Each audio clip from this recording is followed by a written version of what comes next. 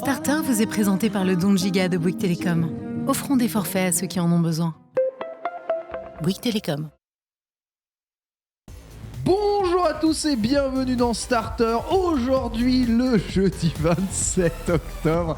Il est midi, nous sommes en direct et il y a très longtemps, trop longtemps peut-être pour vous, très cher jeune public, sortez la NES chez nous, absolument incroyable, hein, console qui a probablement changé le cours de l'histoire, adaptation et localisation de cette Famicom avec ce robot là pour vendre la console comme un jouet auprès des fabricants de jouets, stratégie géniale de Nintendo USA qui permettra à une machine de s'imposer sur un marché dans le déclin où l'ensemble du jeu vidéo était enterré dans le désert. Vous regardez Starter, votre émission d'actualité pop culture, c'est parti.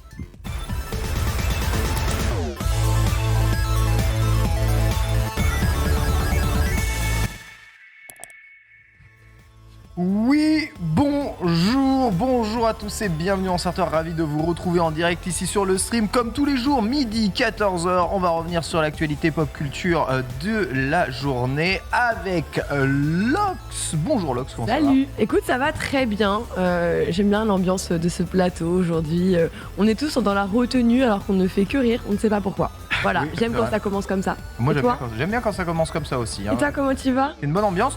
Ça va. Est-ce que je cherche une raison? Beaucoup de réflexion là. Je cherche une raison pour me plaindre, mais j'en ai pas. Donc non. Quelle réussite! Ouais, et je vois tout le monde qui fait des mines étonnées là. Donc par contre là, je vais me plaindre. Pourquoi vous faites des mines étonnées? Genre, je vois pas tout le temps, c'est ça. Bonjour Foster. Là, on te reconnaît un peu plus. Tu vois ce que je veux dire, sur un ton un peu vénère, l'aigri, tu vois, l'aigreur naturelle. Donc ouais, c'est normal qu'on soit un peu étonné. On est content pour toi, cela dit. L'aigri originel, lui aussi. C'est vrai que je suis un peu l'aigri originel. Non, c'est pas vrai. Oh, je tiens ça de mon terroir au bois. On est aigri dans l'aube, normalement. Bonjour Taxou, comment il va? Bonjour, laisse-moi ajouter un petit peu de douceur, puisque j'en profite d'avoir les deux en face de moi pour dire félicitations pour la SFL. En tant que spectateur, gros kiff. Très gros kiff. Merci beaucoup, ça m'aide à travailler, j'aime beaucoup. Ouais. T'as vu, on est avec des stars. Ouais, ça fait bizarre, je vais surtout. On rappelle, Street Fighter League, c'est le championnat par équipe de Street Fighter 5. C'est tous les lundis à 20h30, voilà, sur YouTube ou Twitch, comme vous le désirez, bien entendu. N'hésitez pas à passer un petit coup d'œil, parce qu'on a deux équipes françaises, voilà, qui tentent de se qualifier pour les championnats du monde. Et pas des petites équipes. Et pas les petites équipes, ça vaut quand même le coup à chaque fois. Voilà, qu'est-ce que je voulais dire? Oui, aujourd'hui, ça va être un peu particulier, puisque on arrive dans la période des bilans financiers des grosses entreprises du jeu vidéo. Chose que l'on adore évidemment nous-mêmes décrypter, parce que chaque bilan financier indique et donne la tendance pour l'année prochaine et ce que les boîtes de JV vont faire. Vous savez que l'année prochaine, il y a énormément de changements et de bouleversements dans la force qui va s'opérer au sein même du jeu vidéo, notamment par des sphères de rachat assez importants. On en a un en tête, Microsoft pour Activision Blizzard, mais d'autres risquent de peser, à mon avis, dans la balance et d'être révélés d'ici là. Donc c'est une année importante, on va donc revenir pas mal dessus aujourd'hui. Petit programme, du coup, pour vous parler un peu de tout ça. Un menu principal composé de deux big sujets, puisque l'on a appris hier, après la magnifique chronique de review sur les 15 ans de Witcher, que The Witcher 1 allait bien avoir un remake complet. Et quand on parle de remake complet, on peut se dire quoi? Comme The Last of Us? Non. Sur Unreal Engine 5, donc un moteur dernière génération, vraisemblablement un jeu très ambitieux, et on sait à quel point il a énormément compté pour CD Projekt. On vous en parlera ici, on vous dira tout. On vous posera la question si vous êtes saucé, parce que Witcher 1, c'est vraiment le jeu qui est un peu passé sous le radar, surtout pensé pour la Pologne avant d'être pensé pour l'international. Puis on reviendra sur le bilan financier de Microsoft, Game Pass, stratégie, jeux vidéo, métavers et consorts, rachat d'Activision. Voilà, Phil Spencer a un peu vider son sac sur sa vision aujourd'hui jeu vidéo et déverrouiller un peu les idées reçues que l'on pouvait se faire sur la stratégie de Microsoft. On va en parler longuement justement ici, à voir si tout ça va déboucher vers quelque chose. Puis l'invité du jour sera une invitée de notre partenaire Bouygues Télécom qui viendra nous parler évidemment du don de Giga. Vous savez, Bouygues Télécom qui est notre partenaire sur Starter durant tout ce mois. Et on va revenir un tout petit peu sur que vous pouvez faire vous-même un don de Giga et comment est-ce que ça peut aider les gens autour de nous. Babou était venu nous faire un magnifique portrait, en tout cas, de ce que ça pouvait aider et des associations que ça pouvait aider en début de semaine. Puis enfin, ce sera la Select Lox avec beaucoup de sujets aujourd'hui. Avec beaucoup de sujets aujourd'hui, dont un... Il y a beaucoup de trucs écrits, là. En fait, c'est par rapport à une étude. On va parler d'une étude, ce ne sera pas le premier sujet de la Select. D'abord, on parlera du départ des cofondateurs, oui, ils sont deux, du coup, de Rocksteady, avant de partir sur une étude. Et effectivement, là, il y a de la note aujourd'hui sur cette étude. Une étude avec un titre, évidemment, qui te donne envie de cliquer, avec des propos qui, évidemment, te donnent envie de crier. Mais en vrai, non. En vrai, il fallait juste aller lire l'article et l'étude pour comprendre exactement de ce dont il s'agit. Internet, Twitter.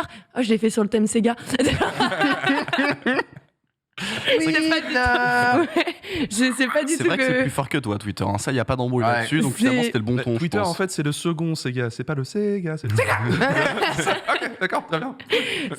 C'est un peu virulent. En tout cas, on a été voir de quoi il s'agissait exactement. Vous allez voir, c'est pas ce dont on a peut-être essayé de vous faire. Oui. Mais c'est intéressant. En tout cas, c'est intéressant. C'est une étude, vous vous en doutez, qui parlera du comportement des gamers avec le arrobase ou pas. On parlera également d'une date de sortie. Alors peut-être le jeu que notre ami Reza attend particulièrement, où Long Fallen Dynasty a enfin annoncé sa date de sortie. Wow. On restera un petit peu dans cet univers et des thématiques Halloween, puisque oui, vous savez, ça arrive à grands pas. Et là, on s'intéressera à Paranormal Tales. Alors peut-être que le nom ne vous dit rien, mais peut-être que vous l'avez déjà vu, puisque c'est le titre qui buzz. C'est un peu le pity-like qui est parfait du coup pour Halloween, vous vous en doutez. On restera dans la thématique avec The Callisto Protocol, le jeu que Ken, lui, attend avec impatience ou qu'il attend tel un japonais, c'est-à-dire qu'il ne l'attendra pas puisqu'effectivement il ne sortira pas sur le continent Nous, japonais. Les Japonais, on n'aura pas le jeu, c'est très bien. Archipel a dit non. Nous, les Japonais. Oui, bien sûr, évidemment. Let's go, mais oui, non, mais pourquoi pas. Nihongo-des. On va parler d'une excellente, que dis-je, une incroyable nouvelle, puisque certainement votre acteur préféré, Bryan Cranston, bien sûr, Bryan Cranston, c'est vraiment mon acteur préféré. Ouais, voilà. C'est qui? C'est qui? Ah non, mais c'est le mec... Breaking Bad, le papa de Malcolm. C'est le papa de Malcolm. Oui, génial, tout à fait. Your Honor, enfin bref, Ou même que des Power des bangers. J'ai pas la mémoire que des des noms, bangers. excusez-moi. Et oui, que des bangers. Power Rangers, Bryan Cranston, les gens oublient, j'avoue, mais Power Rangers. Il est parti. J'avoue. Il est parti. Il est incroyable, justement. Les invoquants. Il arrive à se dizer. Désolé, très très mauvaise référence, je suis désolé. On l'a fait quasiment tous les jours, cette référence en ce moment, c'est terrible. Ok. Va falloir qu'on arrête. C'est fou. Eh bien, écoutez, j'espère que vous avez aimé Malcolm, car grâce à ce grand homme, la série pourrait revenir. Et franchement, je suis trop heureuse parce que c'est l'une des séries que je peux regarder avec une telle simplicité. C'est vrai, franchement, tu sais, on a été spammé par les épisodes comme ça, à la télé, bien sûr, si on regardait la télé à l'époque. Et voilà, écoutez, il y a un retour qui pourrait se faire grâce à lui. Et on terminera avec notre marronnier préféré. À l'époque, on terminait toujours avec le Happy Birthday Game. Et aujourd'hui, on terminera encore avec l'augmentation du jour. Qui c'est qui va augmenter? Voilà, on n'a que des bonnes nouvelles pour vous. Encore une nouveau fois, forfait. ça dégoûte. Un nouveau forfait qui augmente. Avant, on faisait des anniversaires, tu vois. Maintenant, on... Raison évoquée de l'augmentation. Faut qu'on gagne plus d'argent. Voilà. C'est cher. Ça nous coûte cher. Voilà. Oui, la vie ça régale. t'augmente, c'est terrible. On se terminera du coup avec une note qui mine bien les ambiances, c'est ça? formidable. Hein. Par contre, on aura un dossier qui va vous redonner le sourire puisqu'on va parler de la saga Star Océan, en français dans le texte, évidemment, avec toi, Otaxou. Bien sûr, parce qu'avec la sortie de l'Océan des étoiles, la force divine, n'est-il pas, qui est aujourd'hui, le 27 octobre, voilà, j'ai eu un petit bug, désolé. C'était le temps de revenir justement sur Star Ocean, parce qu'il y a beaucoup, c'est une licence que l'on connaît du JRPG, très clairement, tout le monde a entendu parler de Star Ocean, mais elle n'a pas connu exactement le même destin que la plupart des autres séries, elle est même très souvent comparée à Tales of, et il y a justement de l'histoire là-dedans, et c'est sur ça que je vais revenir. Ouais, c'est un peu le Tales of qui n'a pas marché, on va dire, mais qui sait, peut-être revenir sur le devant de la scène. C'est pas totalement de sa faute. Avant Xenoblade, il y avait Xenosaga, il y a eu plein de choses. C'est pas totalement de sa faute. On va pas totalement. De la faute de qui La précision est dans totalement, ok. Bien entendu. Puis nous fêterons évidemment l'anniversaire des 35 ans de la NES. Peut-être votre première console de jeu si vous avez plus de 35 ans. Voilà. C'était ta première ? Non. Il a moins de 35 ça a été la Mega Drive. C'est la première console que j'ai touchée. Premier jeu vidéo que j'ai touché dans ma vie chez un ami, mais ma première console personnelle était une Mega Drive. Première console Mega Drive. Mega Drive, bien sûr, première console Mega Drive. Les vrais ça. Et oui. Version japonaise en plus. On a acheté avant même la sortie en Europe, puisque avant de sortir en Europe, la console était importée en japonais, puis dézonée pour pouvoir être jouée chez nous. Formidable, n'est-ce pas ? Des histoires absolument rocambolesque.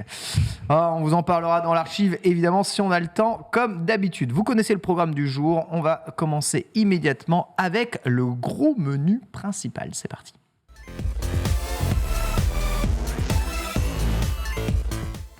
Évidemment, très gros menu aujourd'hui au programme, même s'il n'y a que 2 sujets, des sous-sujets sont à l'intérieur de chacun d'entre eux. Et on va commencer par parler de The Witcher 1. Vous l'avez probablement vu hier avec notre ami Review. Eh bien, Witcher a fêté ses 15 ans et Review nous a narré la création de ce jeu vidéo dans le studio polonais qui était CD Projekt. Comment CD Projekt s'était formé, sur quoi ont-ils basé leurs premiers revenus pour monter le projet The Witcher qui était ni plus ni moins que leur projet rêvé de jeu. Ce jeu a fini par sortir en 2007. On monte à très très longtemps évidemment, mais voilà, ça reste un jeu PC de 2007, un peu indé, voire très très indé, avec des mécaniques probablement datées, des graphismes assez impressionnants quand même pour l'époque, mine de rien, pour un studio indépendant, mais tout de même daté, et peut-être narration, mise en scène et gameplay qui mériterait d'être revu. N'importe qui, vous pouvez interroger n'importe qui et vous diront que Witcher 1 est un bon jeu, mais qu'un remake ferait tellement du bien peut-être à cette saga en pleine période de boom de la série The Witcher. C'est chose faite puisque ce sera le studio Fool's Theory, composé des anciens de CD Projekt, qui va se charger de ce portage. Alors, ils ont déjà fait les jeux Seven, The Days Long Gone et Codename Vitrol, qui est un futur jeu annoncé. Mais bon, on va dire qu'ils font... l'ensemble de ce studio est composé un peu de la core team qui a vu naître un peu Witcher. Le moteur Unreal Engine 5, c'est-à-dire le super moteur trop beau là, que l'on peut vous montrer, qui fait plein de cailloux qui descendent des rochers. Là, c'est formidable. C'est absolument formidable. Respecte mes polygones. On peut se balader dans des open world seamless. C'est le jeu vidéo à son paroxysme, quelque part. Tu m'étonnes que ce genre de discours vient d'un mec qui peut jouer à Pokémon Arceus et dire j'ai fait une expérience fantastique. Ça m'étonne tellement pas. Il n'y a aucun temps de chargement maintenant sur Next Gen, comme vous pouvez le voir. C'est formidable. Et écoute, je suis il est long ce temps de chargement quand même.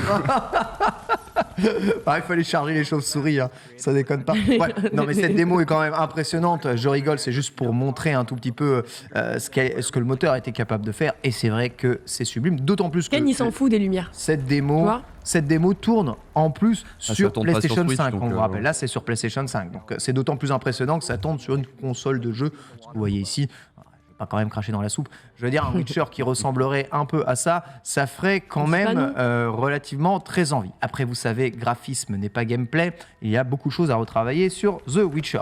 Voilà, la présentation est faite. Faire un petit tour de table, justement. Déjà, qui a joué à Witcher 1 parmi tous les geekos ici ? J'ai lancé 1 heure, donc une heure, on peut dire qui a joué quand même. Alors moi, j'étais dégoûté. J'ai lancé le jeu avec l'envie de me faire la trilogie. Oui. Ça ne se jouait que clavier-souris. Ah bah je oui. pouvais pas jouer avec ma manette. J'ai Alt F4. Mais ouais, c'est le truc que les gens c'est moi oublient le vieil aigri après. Ouais, c'est le truc que les gens oublient sur The Witcher, c'est ça en fait. C'est que The Witcher 1 et 2 étaient PC as fuck. Et le gameplay est ignoble aujourd'hui en vrai. Aïe. Ouais. C'était compliqué. Le premier avait été critiqué surtout sur ça. Il y a eu pas mal de mods en plus pour essayer de le rendre un petit peu jouable. Tu vois, il y a eu une Director's Cut qui a essayé de changer les choses et c'était pas fifou non plus. Le deuxième est sorti sur PC et Xbox 360 à l'époque. On commençait déjà à être un peu plus distribué. C'était un petit peu mieux. Bah, en fait, le truc, c'est que déjà, c'était un support manette. C'est ça, il y a un support manette. En fait, c'était un peu la grande époque sortie de la Xbox où Microsoft faisait mais les développeurs PC, ça y est, vous pouvez venir sur console, on vous facilite tout, il y a DirectX, il y a tout ce que vous voulez, quoi. Comme ils avaient réussi un petit peu avec la première Xbox, et là, c'est sur la 360 que ça a vraiment explosé. Witcher 2 en faisait partie.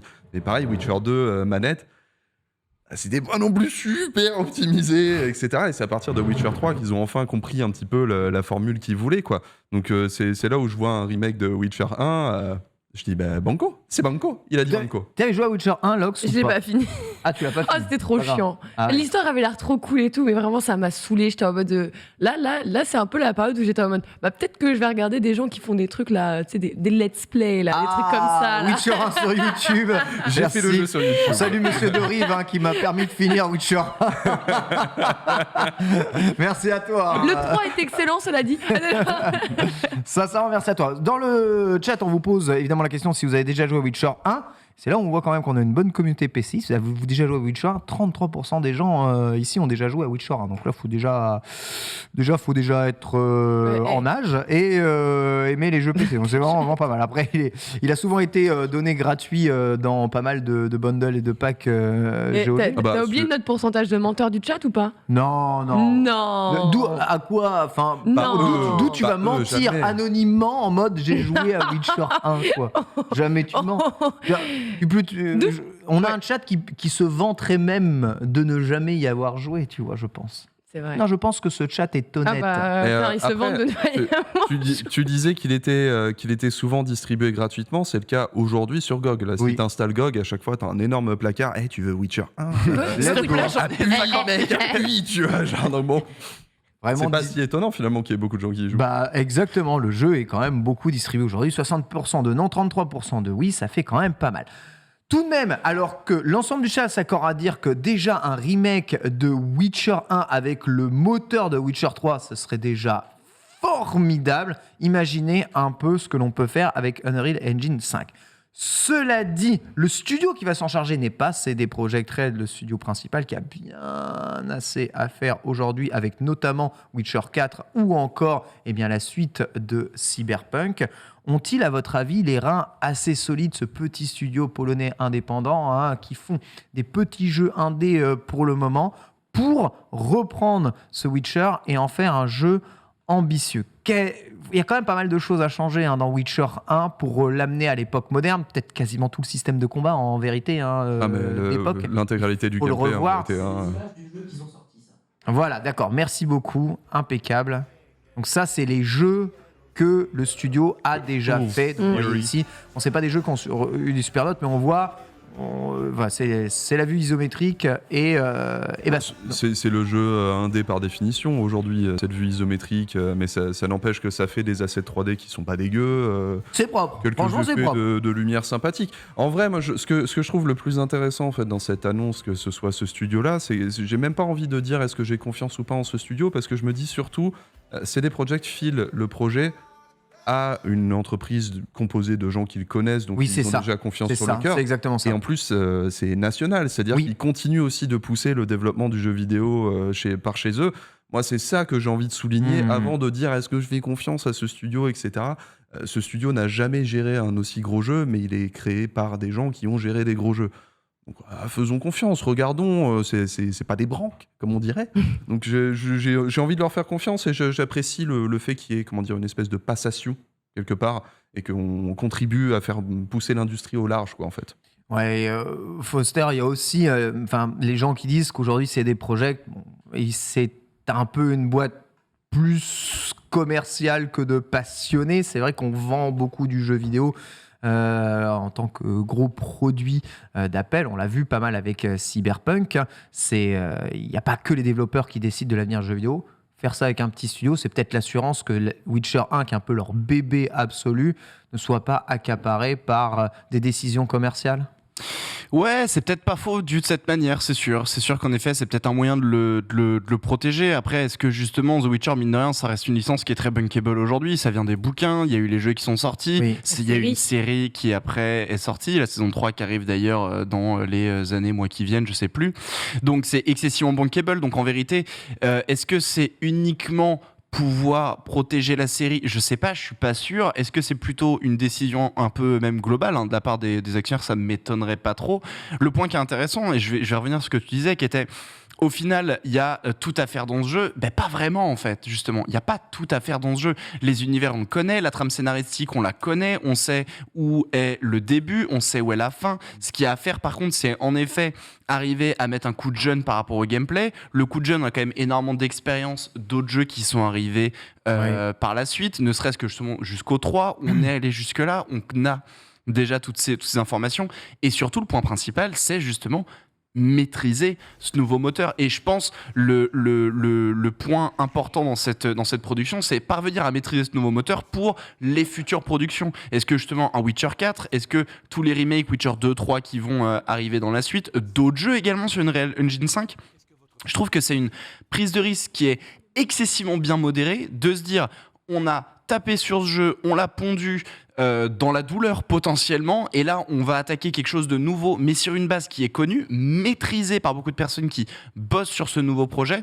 Donc en vérité, je pense que c'est très bien maîtrisé, très bien vu, très bien tenté, et j'ai très hâte de voir le résultat. Oui, d'autant que l'écriture est déjà super réussie dans Witcher 1, c'était son gros point fort. Voilà, revoir un peu le pack visuel, la mise en scène, les combats, et à de quoi faire un gros jeu. On est déjà sur une base qui est bonne. D'ailleurs, vous avez vu tourner quelques images du jeu là. Ouais, c'est pas non plus c'est pas jeu, catastrophique, mais ça mérite quand même un rafraîchissement, on va pas se mentir. Bah WoW aussi, hein, mais regarde la gueule du jeu. Ouais, non mais... Ah, mais compare pas de trucs qui n'ont rien à voir. Là. En fait, tout de suite, si tu regardes les images, ça te fait plus penser à un Neverwinter Nights que ça te fait penser à Witcher 3. C'est vrai. Et c'est vrai que la vue ici, elle est très au-dessus, mine de rien. Peut-être que ça va conserver en tout cas ça. Je sais pas s'ils vont donner une mise en scène un peu plus Witcher 3 ou garder cet esprit. Le mec est constamment comme ça. En fait. Oui. Ouais. C'est le charisme, hein, les sorceleurs, hein, avant tout. Dans la manipulation de l'épée, on dirait Link dans Skyward Sword à la Wiimote. Je suis Link, le héros du temps, et je ne sais pas tenir mon épée. Ah, c'est lourd. Formidable. Hein. Et que c'est bon, c'est pas grave. En tout cas, ici, on a tendance à y croire. Lox, tu y crois, ce remake? Bah ouais, oui, franchement, clairement, justement, on a fait le tour du plateau et on voit combien d'entre nous ont vraiment osé aller jusqu'au bout des choses avec The Witcher 1. Donc pour le coup, je pense que c'est une des meilleures choses. Autant qu'on se plaint des remakes, c'est vrai, parfois il y a 5 ans d'écart entre le titre original et un remake. Là, je comprends que certains soient un petit peu en mode frérot, on n'a pas changé de génération de console, t'as pas besoin de me refaire un remake non plus. Sauf que oui, non, là, sauf que là, on n'est vraiment pas dans le cas, et je trouve que c'est un des cas qui mérite justement qu'on s'y intéresse et qui pourrait mériter un remake pour se faire encore plus connaître et découvrir par des personnes qui peut-être ont déjà fait le 3, quoi. C'est une bonne question, ça. À votre avis, combien de temps de vie un jeu devrait avoir avant de nécessiter son remake de fait? Voilà. Tu parles de temps de vie, mais c'est vraiment une question de production. Le Witcher 1 le montre, en fait. C'est quand c'est nécessaire que là, tu ne peux pas aller contre, finalement. C'est là où on a un débat, c'est sur le dernier débat en date, c'était The Last of Us Part 1, où là, on se disait, c'est PS4, et c'était un jeu qui était déjà super bien maîtrisé. Donc, remake un jeu ultra maîtrisé, c'est là où tu te dis, je sais pas, c'est bizarre, tu vois. Là, on voit bien que c'était une œuvre qui avait du potentiel, qui n'a pas forcément pu l'atteindre jusqu'au bout. Et c'est là où tu te dis, bah oui, un remake, évidemment. Quoi. Ça parle d'au moins 2 générations de consoles, 7 ans, 10 ans, 2 générations graphiques, ça dit dans le chat. Ouais, en vrai... Jamais. Ah non, tout le temps, en fait. Tout le temps. Ah moi, en fait, le truc, je vois aucun problème dans Son l'idée remake mêlé demain de faire un quoi remake. Ah bah je l'achète dans la demi-frame. Ouais. En Remake fait, de mai. un remake, Évidemment. je trouve, c'est tout est pertinent dans la notion de faire un remake, que ce soit pour renouveler un peu le gameplay, renouveler les graphismes, ajouter potentiellement des choses, mettre à neuf, etc. Et permettre une nouvelle génération de joueurs. aux nouvelles générations de joueurs, en effet, de pouvoir jouer au jeu. Donc pour moi, en fait, il y a que des points positifs au remake. Moi, mon seul problème avec les remakes, c'est la façon dont ils sont commercialisés. Et il est là le truc. C'est que, en vrai, tu peux me refaire un remake 2 ans après la sortie des jeux. Ce serait bizarre, mais je trouverais pas ça choquant, tu vois. Parce qu'il y a peut-être de très belles choses, de nouveaux joueurs, encore une fois, de nouvelles consoles et tout et tout. Si par contre, en effet, tu m'as fait un jeu il y a à peine 5 ans en arrière, tu me ressors absolument le même avec quelques petits polygones en plus, et tu me revends ça 60 balles, là par contre, ça va poser problème. Et en fait, pour moi, le souci des remakes, il est là, il est dans sa commercialisation et pas dans l'intention de réalisation. Je rajouterais quand même un truc rapport à ça, parce que je serais d'accord avec toi si on considère le remake uniquement comme le remake. Mais je pense qu'un des gros trucs qui fait que ça choque les gens aussi et que ça peut potentiellement enlever du budget de développement à des nouvelles idées. C'est vrai. C'est là où faire un remake comme ça, tu vois, d'un Last of Us, pourquoi vous prenez pas toutes ces thunes pour faire un nouveau projet en fait, quoi. Ça, je te rejoins. C'est grinçant. Non mais je te rejoins. C'est vrai que dans un monde idyllique où la thune est infinie, voilà. On s'en fout. Dans le cas où en effet ça vole pour des nouveaux projets, je te rejoins à 100% là-dessus. Ah mais bon, quand le projet est bon et qu'il ramène de la thune, ils préfèrent réinvestir là où ils sont capables d'être sûrs de pouvoir en retrouver aussi. Ouais, moi après, c'est pas tout le temps garanti qu'un remake d'un jeu se vende et fonctionne. Hein. Tu vois, le remake de Panzer Dragoon qui a floppé. Plein de remakes qui ont floppé parce qu'ils étaient pas bons. Il faut quand même que le jeu reste bon. Ah, puis Panzer Dragoon aussi, je suis désolé, le gameplay il est daté, quoi. T'as pas envie de jouer à une espèce de shoot 'em up sur un dragon. Alors ok, t'es sur un dragon, c'est stylé. C'est l'exemple le plus pété que j'ai pu trouver. J'en avais pas d'autres qui arrivaient comme ça ici. Parce que tu vois, Diamant Perle, un remake complètement pété, mais il s'est vendu à ne plus quoi savoir en foutre. Donc, qu'est-ce que vous voulez que je vous dise ? Microsoft a rendu son bilan financier. On se régale à chaque fois que l'on voit les gros chiffres arriver. Mais Microsoft a une particularité, c'est que l'année fiscale de Microsoft, elle est de juillet à juin, comparée à d'autres boîtes qui sont plutôt de mars à février. Voilà. Microsoft a décidé de décaler son année fiscale, je crois, d'un trimestre, ce qui veut dire que là, on a le bilan de leur premier trimestre de la nouvelle année fiscale, c'est-à-dire leur nouveau, donc les premiers véritables effets de leur nouveau plan du budget de l'année. Voilà. Enfin, on n'est pas ici à faire du 49.3 ou je sais pas quoi pour passer les budgets à l'Assemblée.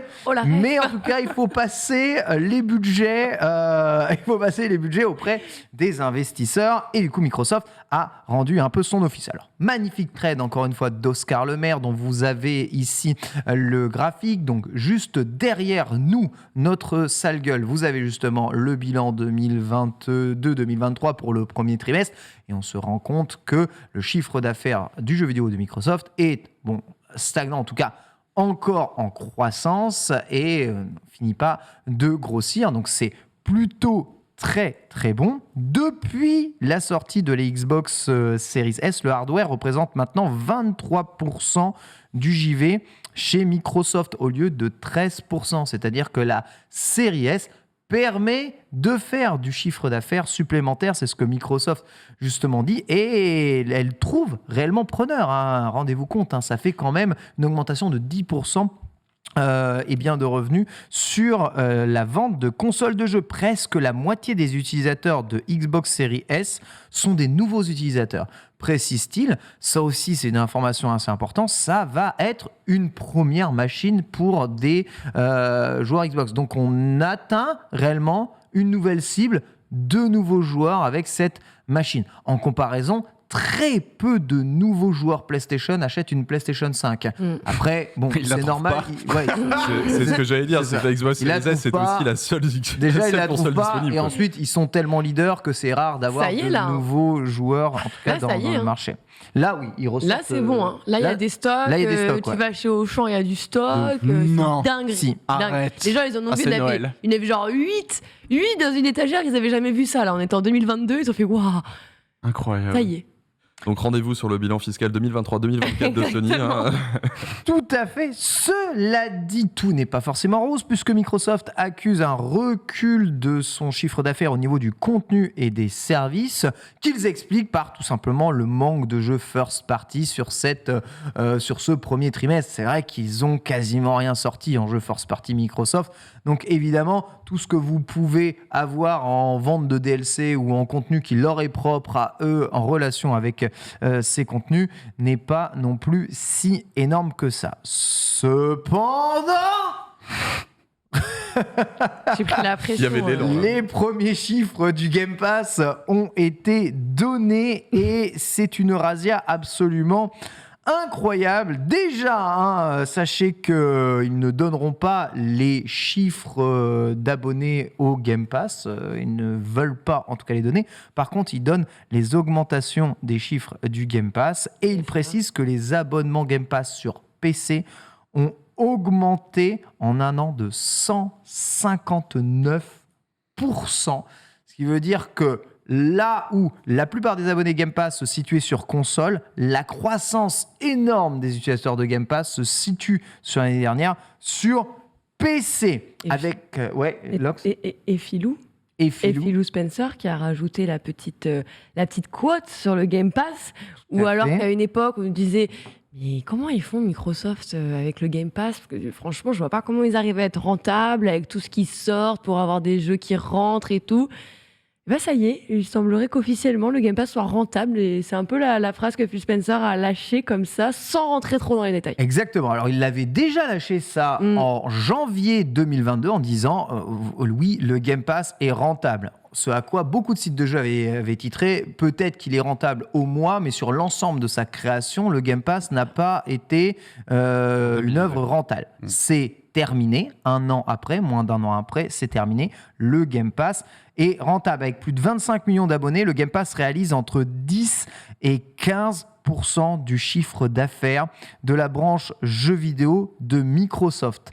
10 à 15% du chiffre d'affaires, oui, il est rentable. Le Game Pass, c'est minimum 250 millions d'euros de recettes par mois pour Microsoft. C'est absolument gigantesque si vous regardez évidemment à l'année et en chiffre d'affaires, même en investissant des centaines de millions dans des jeux first party ou des millions dans des exclusivités Game Pass, eh bien, bon sang, t'as utilisé que 2 mois d'abonnement ou 3 mois d'abonnement. Donc, croyez-moi, le Game Pass, c'est une véritable cash machine aujourd'hui, d'autant plus que eh bien, les éditeurs semblent s'arracher leur présence sur le Game Pass parce que ça leur fait vendre des DLC. En plus, ça leur fait vendre des jeux. Les gens achètent après avoir testé sur le Game Pass. Beaucoup utilisent le Game Pass comme une offre de test de jeu avant de se les octroyer. Donc, c'est ça qui est assez important. Cependant, Phil Spencer précise à propos du Game Pass, et ça, c'est quand même assez important, que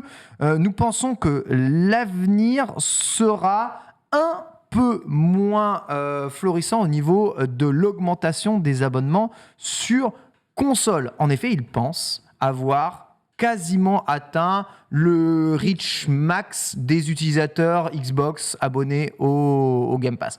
En vrai, il se dit, c'est globalement ce qui est là. Alors évidemment, le parc de Xbox va grossir, donc les abonnés Game Pass vont grossir, mais ce qui se dit, c'est que la croissance ne sera pas gigantesque. Non. En fait, on atteint un niveau où les gens qui veulent s'abonner au Game Pass, ils sont abonnés, tu vois. Les autorités de la concurrence sont en train de bien me regarder le cul, oui, donc je vais dire que ça va pas bouger. Tu as raison, Taxou, de le préciser. Il modère un peu, évidemment, la croissance là-dessus en disant que le marché du Game Pass, il est allé à chercher ailleurs. Si on veut une véritable croissance de ce marché, sur PC, on le voit, mais c'est aussi sur le mobile, les télévisions qu'il va falloir aller le chercher. Et c'est ça, les futurs marchés qui vont réellement concerner Microsoft, car pour eux, sur console, le boulot, il est fait. Les gens savent, quand ils achètent une Xbox, qu'ils ont la possibilité de s'abonner au Game Pass, une offre de jeux vidéo. On va s'arrêter là et ensuite on va parler du reste par rapport en tout cas au Game Pass, aux revenus de Microsoft et au ton quand même un peu modéré de Phil Spencer qui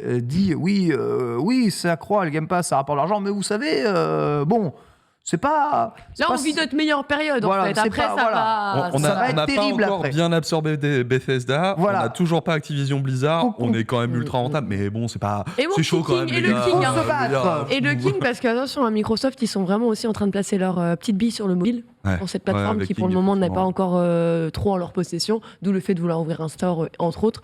Donc je pense qu'il y a pas Onisama mal de le dit, choses. je sais pas si c'est le cas aux États-Unis, mais chez nous, il n'y a pas de pub Game Pass à la télé. Non. En fait, la publicité pour le Game Pass, il y en a, parce qu'on a vu des OP passer pour le Game Pass, on a vu probablement un peu de publicité Internet. passer sur Internet, Ouais. voilà. Mais Mais à la campagnes télé- de pub gigantesques pour le Game Pass, je sais pas s'il y en a déjà eu, que ce soit en Non, Europe ou aux c'est États-Unis. full web, ils se sont basés énormément Ouais. sur le bouche à oreille en fait pour lancer leur truc et ça a marché. La preuve, on est tous, je sais pas pour toi Foster, mais à chaque fois qu'il y a un truc, on est un peu en mode ouais mais il est sur le Game Pass donc ça va. Ou alors j'espère qu'il sortira sur le Game Pass. Ils ont réussi leur truc. Le Game Pass c'est dans les bouches de tout le monde aujourd'hui.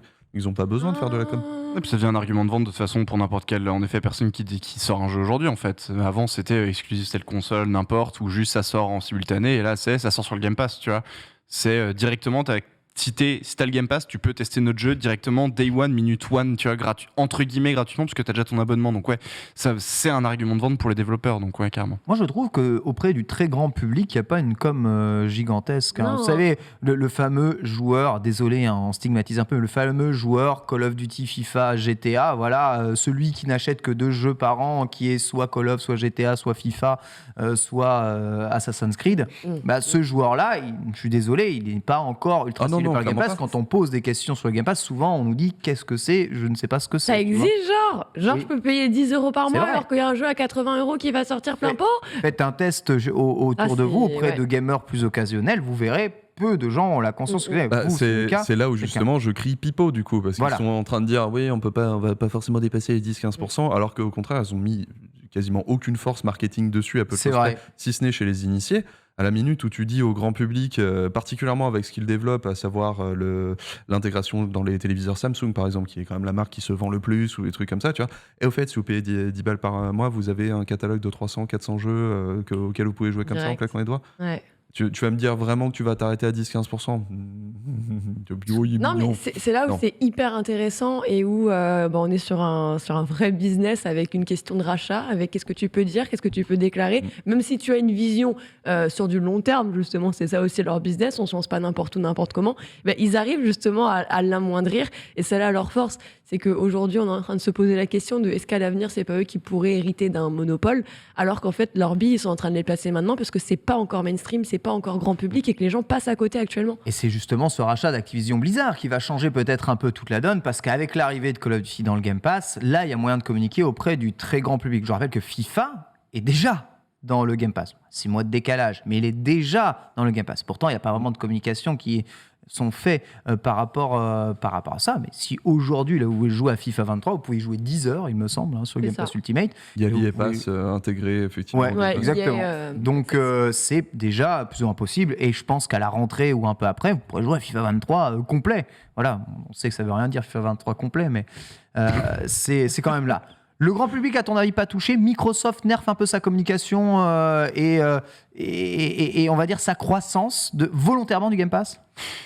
Je sais pas s'ils nerfent forcément leur croissance de manière volontaire, mais après, de toute façon, c'est step by step. Tu vois, là, il y a un point qui est vachement intéressant. Ce que tu disais, c'était que les consoles sont passées de 13 à 23% du CA du premier trimestre. Alors bon, après, 13 à 23%, ça veut pas forcément dire une augmentation de vente, parce que évidemment, ça fluctue par rapport au reste. On suppose que oui, c'est dû à une augmentation de vente, mais quand même.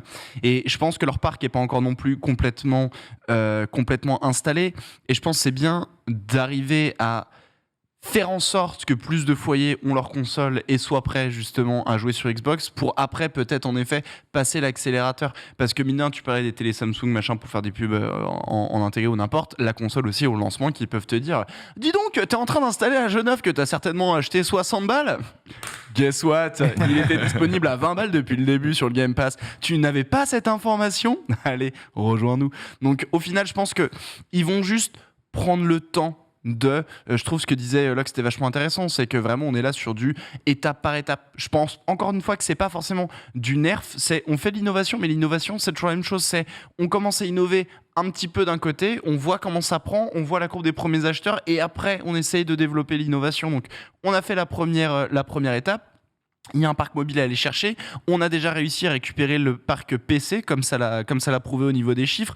Donc je pense que c'est étape par étape pour le moment. Après, quand il y aura tout du cross-plat et tout, en plus de ça, dis-toi, il y a ton pote qui est Game Pass mobile, t'es Game Pass console, je suis PC, viens, on joue tous les trois ensemble. Enfin, un potentiel énorme qui va se faire et qui va arriver à terme. Cependant, deuxième fois, Phil Spencer n'exclut pas une augmentation des tarifs du Game Pass à l'avenir. Il n'annonce pas que le Game Pass va forcément augmenter, mais il dit que le Game Pass pourrait augmenter. Je pense qu'à un moment donné, nous devrons augmenter le prix de certaines choses, mais à l'approche des vacances, nous avons pensé qu'il était important de maintenir les prix. Évidemment. Alors, certaines choses, ça ne veut même pas dire que le Game Pass, mais peut-être que les choses devront augmenter à l'avenir. Non, mais c'est en vrai, je trouve cette déclaration honteuse. Autant c'est normal, c'est normal entre guillemets, mais le côté, les abonnements augmentent de prix, machin, etc. Ok, d'accord, très bien, tu fais tes premiers acheteurs, justement, c'est plutôt faible en termes de prix, et après t'augmentes, sauf que le mec vient de déclarer. Pour la première fois, le Game Pass est rentable. On gagne de l'argent. Rentable. Du coup, on doit augmenter le prix. Pas logique. Business is business. Il met en avant surtout l'augmentation du catalogue et le nombre de studios et de licences à gérer avec les nouveaux projets qui devraient évidemment justifier. Plus le catalogue est grand, plus on demande souvent un peu plus ici. Rentable pour le moment. Sans Activision Blizzard. Une fois qu'on aura retiré 66 milliards, enfin je ne sais plus combien, 46 milliards dans l'équation, va falloir quand même en vendre des petites années le Game Pass. 40 milliards, il me semble que c'est quand même 40 ans de rentabilité de Game Pass. Donc faut bourrer quand même un peu le truc. Cependant, c'est sûr que personne ne souhaite une augmentation du Game Pass. Mais le calcul, il est simple. C'est quoi le calcul ? Aujourd'hui, le joueur de Call of FIFA, il doit dépenser 160 € minimum par an pour avoir ses jeux. 2 fois 80 €. Voilà, le Game Pass par an, aujourd'hui, coûte 120 €. Il est déjà plus rentable d'avoir Call of Duty FIFA dans le Game Pass que d'acheter les deux jeux séparément. On peut donc augmenter le potard, franchement, à 130. On peut l'augmenter à 140. Ce sera déjà plus rentable que d'acheter les deux jeux et tu les auras quand même. Pas pour FIFA, mais en tout cas pour Call of Duty Day One. Donc évidemment, en plus d'un catalogue de jeux, c'est-à-dire que tu n'as pas que ces deux jeux-là pour 160. L'équation, elle est juste... Il n'y a pas de balance en fait, tu vois ce que je veux dire. Deux jeux d'un côté, les mêmes jeux, moins chers, avec 300 jeux de plus. Voilà. Et du coup, comment après on peut dire que Microsoft n'est pas en train de nerfer son dialogue ? Alors qu'on est en train de prouver là depuis genre 5 pleines minutes qu'ils sont complètement en train de nerfer leur dialogue, on est d'accord ? Oui. Donc moi tout ce que je vois quand je lis des trucs comme ça, effectivement vous soulignez très bien l'ironie quelque part de leurs propos, c'est vraiment genre alors en fait là on essaie de faire en sorte que les gens oublient qu'on est Microsoft et pas juste Xbox. Ils l'ont déjà fait face à la communauté européenne justement parce qu'on a appris que Sony avait été dialogué auprès de la Commission européenne pour dire si Call of s'ils prennent Call of, on va être sacrément dans la merde quand même. Problème. Xbox, Phil Spencer a dit mais non mais les gars, je veux dire on n'est pas aussi gros que PlayStation ou Nintendo, machin. Xbox peut-être, mais c'est Microsoft derrière. De quoi tu parles en fait ? Microsoft fait partie des GAFAM. J'ai pas entendu un PlayStation ou un Nintendo dans les GAFAM, vous voyez, tu vois. Donc est-ce qu'il y a un nerf ? Il y a un gros nerf de la communication autour de ce service, très clairement. Ils savent très bien pourquoi. Bethesda et Activision Blizzard. À tous ceux dans le chat qui disent que personne ne paie les jeux 80 €, PlayStation Store, Call of Duty Modern Warfare 2, Activision, PS4, PS5, 80 € précommande. Voilà, le jeu il coûte 80 €. FIFA, il coûtait aussi 80 € sur les trucs. Mais la majorité des joueurs, ils achètent leurs jeux plein pot. Non, oui, exactement. Vous êtes smart ici, c'est bien, mais sachez que les gens... Vous vous rendez compte que vous êtes réellement des connaisseurs qui cherchent les ristournes. La majorité des joueurs achètent en démat et du coup achètent plein pot FIFA et Call of Duty. Je ne parle pas d'autres jeux de manière générale, mais Call of Duty, oui, les gens paient 80 € Call of Duty énormément, en grande majorité. Je sais que c'est choquant peut-être pour vous et que vous pensez que l'ensemble des joueurs sont peut-être des pigeons, mais c'est exactement ce qui se passe aujourd'hui. Donc, ce n'est pas de l'illusion, en tout cas, par rapport à tout ça. Bref, voici les résultats là-dessus. Et évidemment, tout ça pourrait faire pencher la balance probablement en faveur de Microsoft à l'avenir, qui nerfe en effet son discours. Pour ce qui est de Call of Duty, Phil Spencer signale qu'il aimerait un traitement de Call of Duty à la Minecraft, c'est-à-dire évidemment faire en sorte que Call of Duty profite au maximum de plateformes possibles. On sait, cela dit, que même si Minecraft est disponible sur plein de plateformes possibles, on peut prendre en compte que certains jeux de la licence Call of Duty, peut-être tout simplement comme Warzone, notamment sur tous les supports. Et qu'en est-il de la licence principale Call of Duty ? Qu'en est-il des exclusivités de ce jeu ? Voilà, on sait très bien qu'il y a quand même un peu plus d'avantages à jouer à Minecraft sur PC Xbox que sur Switch, par exemple. Mais c'est toujours subtil. En tout cas, il réaffirme que Call of Duty devrait être une licence qui profite à tout le monde sur tous les supports. Donc ça, c'est plutôt une bonne nouvelle. Et ensuite, il y a quelques mots sur le métavers, dont on parlera probablement demain, puisqu'on n'a plus le temps, on reviendra un peu dessus, mais c'est vrai qu'il a un peu critiqué le métavers comme étant du jeu vidéo mal conçu. On essaiera de préciser un peu ce qu'il pense justement derrière. Je vois à ta grimace, Foster, que neutre de tout avis. Voilà, exactement. Neutre évidemment, de tout avis. Quoi qu'il arrive, on en apprend beaucoup. Et en fait, j'ai plus l'impression que Microsoft a un peu de mal à cacher finalement ses revenus au vu des futurs rachats qu'ils font que le contraire. Donc ça va pas mal pour Microsoft. Et la stratégie Game Pass fonctionne très bien. De toute façon, on le sait, chez PlayStation, je vois qu'ils rendent un bilan. Stratégie PS Plus, 70% des revenus. Voilà, merci, au revoir. Donc, on le savait déjà. Quoi qu'il arrive, que c'est méga rentable, ce genre de truc. C'est pour ça que tout le monde va par là. Voilà en tout cas pour ce menu principal. On va accueillir notre invité de la semaine. Il s'agit de Gaëtan Duret de Bouygues Telecom qui va nous expliquer un peu le programme Don de Giga. Bouygues Telecom est partenaire pour le mois sur ce starter. C'est parti, on l'accueille.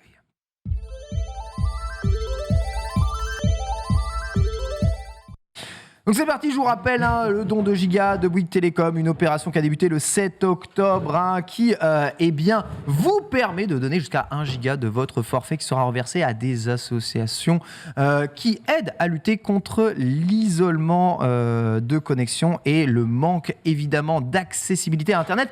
Gaëtan, bonjour, comment vas-tu ? Très bien. Plaisir évidemment de t'accueillir justement ici pour parler de tout ça. Bienvenue ici sur le plateau de Starter. On a parlé gros sous, gros chiffres là juste avant.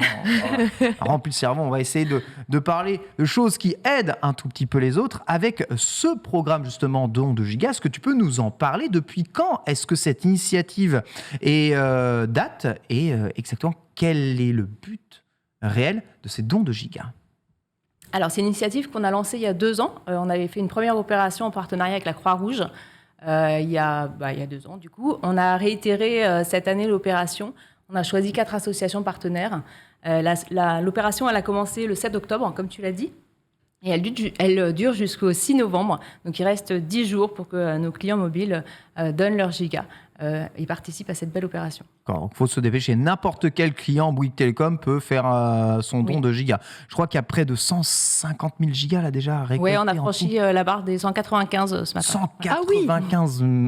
195 000, bien sûr. On a franchi les 200 du coup. Voilà, on a franchi les 200. Génial. Voilà. Tout le monde donne ses gigas, personne ne consomme ses gigas, c'est pas possible. Alors en plus, c'est vraiment un bon score parce qu'il y a 2 ans, on avait fait 240 000. Donc là, je pense qu'on va vraiment exploser les compteurs par rapport à l'année dernière. Est-ce que vous parlez des associations qui ont été choisies ? Pourquoi celle-ci en particulier ? Alors, on a choisi 4 associations cette année. Vous en avez reçu déjà 2, et puis il y en a une autre qui viendra la semaine prochaine. C'est des associations qui interviennent partout en France. Ça, c'était vraiment très important pour nous. Et c'est des associations qui également reflètent la diversité des profils. Aujourd'hui, il y a 1 Français sur 10 qui n'a pas accès au numérique et donc qui est en situation d'exclusion numérique. Ils ont des profils très divers et du coup, on voulait vraiment avoir cette représentativité de profils. Donc, comme partenaire, on a Petit Frère des Pauvres, que vous connaissez sûrement, donc qui aide les personnes âgées en situation d'isolement.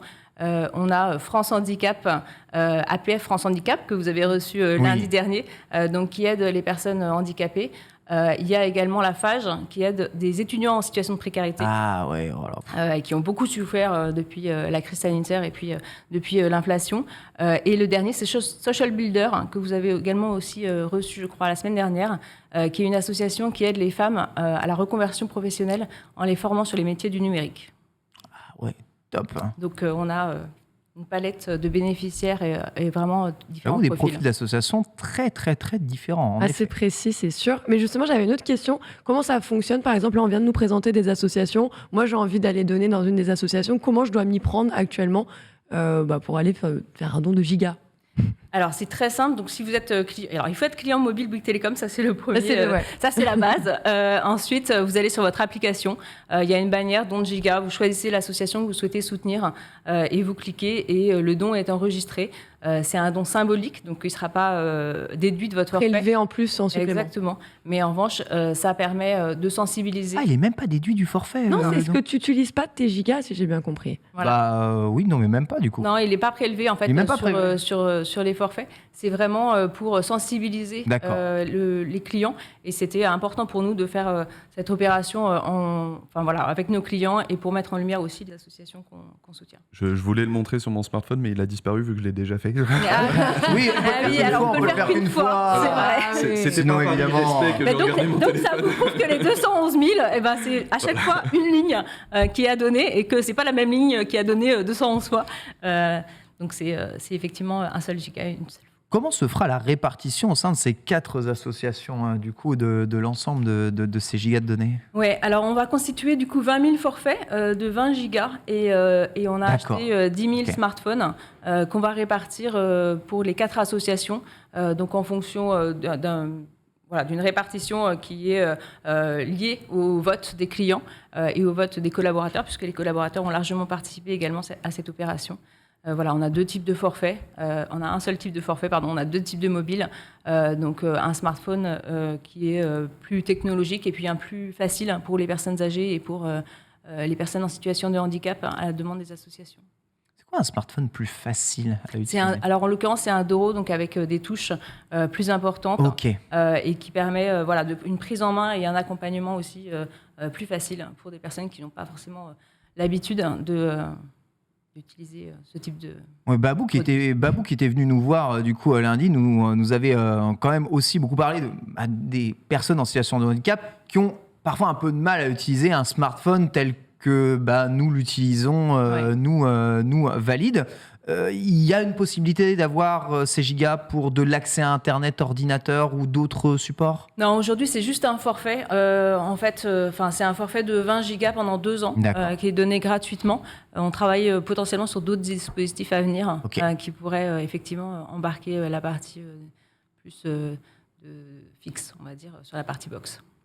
Okay. Nickel. Lox? Il y a pas mal de choses. Oui, justement, moi, je vais revenir un petit peu plus sur les autres possibilités, les autres opportunités qu'on peut ouvrir. C'est vrai que c'est assez récent, la preuve. On est obligé d'un petit peu expliquer comment ça fonctionne puisqu'on ne connaît pas ces dispositifs actuellement. Est-ce que vous pensez que c'est vraiment des choses à l'avenir qu'on pourrait rencontrer de façon plus régulière et agrandir avec plus que 4 associations aussi par la suite? Oui, je pense qu'on va travailler... sur différents dispositifs, je ne peux pas trop vous en parler quand même. Du teasing pour nous faire rêver. Mais en fait, on a vraiment à cœur de s'engager auprès du monde associatif. On le fait déjà depuis 15 ans via notre fondation.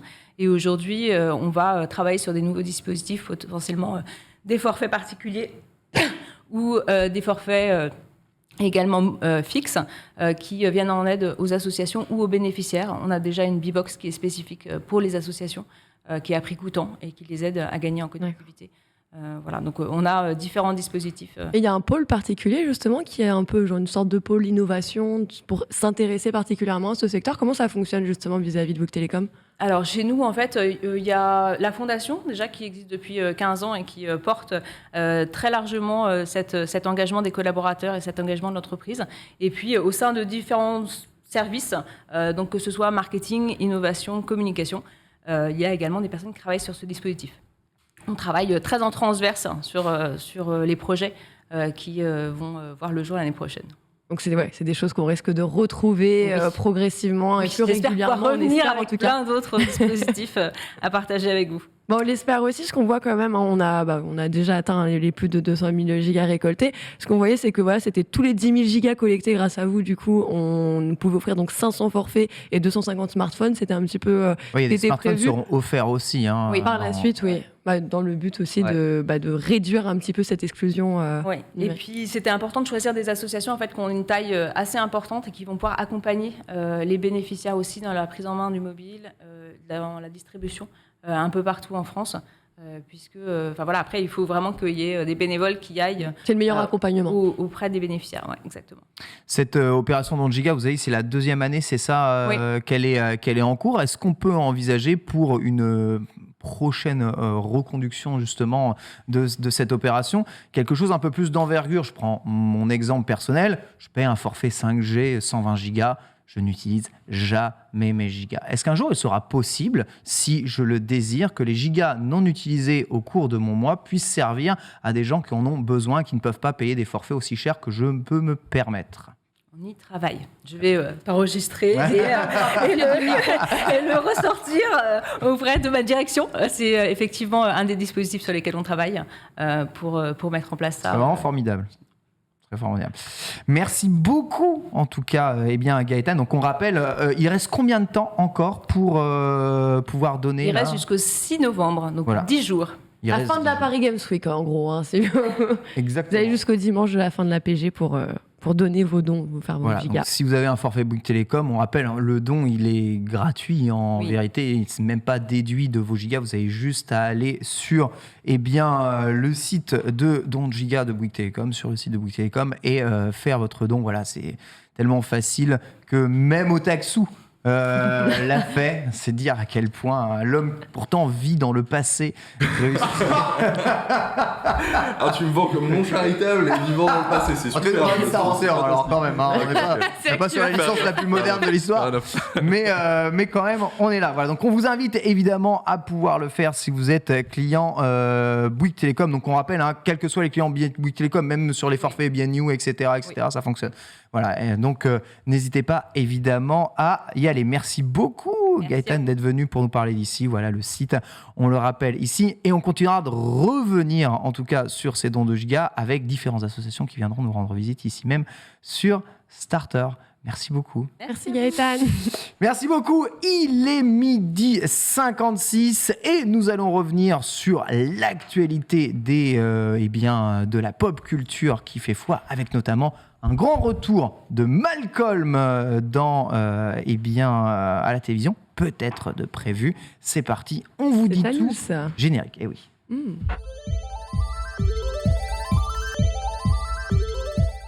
La transparence de cette transition était absolument incroyable. En effet, 1056, on n'a jamais été autant en avance, c'est pas possible.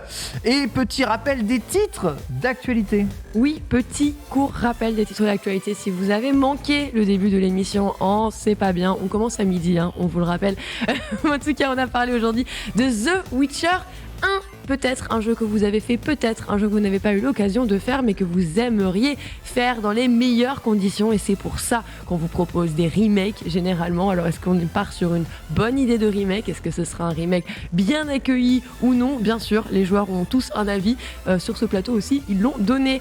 On a enchaîné par la suite avec un grand dossier, puisque oui, Microsoft est une énorme société, on le rappelle. Et justement, elle a dévoilé son bilan financier. Et qu'autant vous dire qu'on avait énormément de choses à dire. Pour rentrer dans le détail, on est venu un peu parler résultats, Game Pass, des maths, avenir, petit tir sur le métavers. Voilà, c'était assez complet. On s'est bien régalé, on a bien mangé, puisque comme vous le savez, on commence à midi ici. Il faut bien se mettre à l'aise. On va continuer maintenant avec la Select, la vraie, et on va ouvrir avec du Rocksteady. Alors peut-être pas une des news que vous attendiez, peut-être que Rocksteady est un studio que vous appréciez tout particulièrement, et c'est vrai qu'on a deux personnalités, deux personnes assez importantes, puisqu'il s'agit des cofondateurs du studio qui, prennent la tangente, hein, comme ils on partent dit, sont remerciés. Au moment, en fait, hein, parce qu'ils ont un jeu en cours, leur Rocksteady, non ? Vraiment, oui, c'est vrai qu'il y a un petit jeu du nom de Suicide Squad qui devrait arriver, un Kill de Justice League, qui est en cours toujours de développement, n'est pas encore sorti, et c'est vrai que ce départ intervient au moment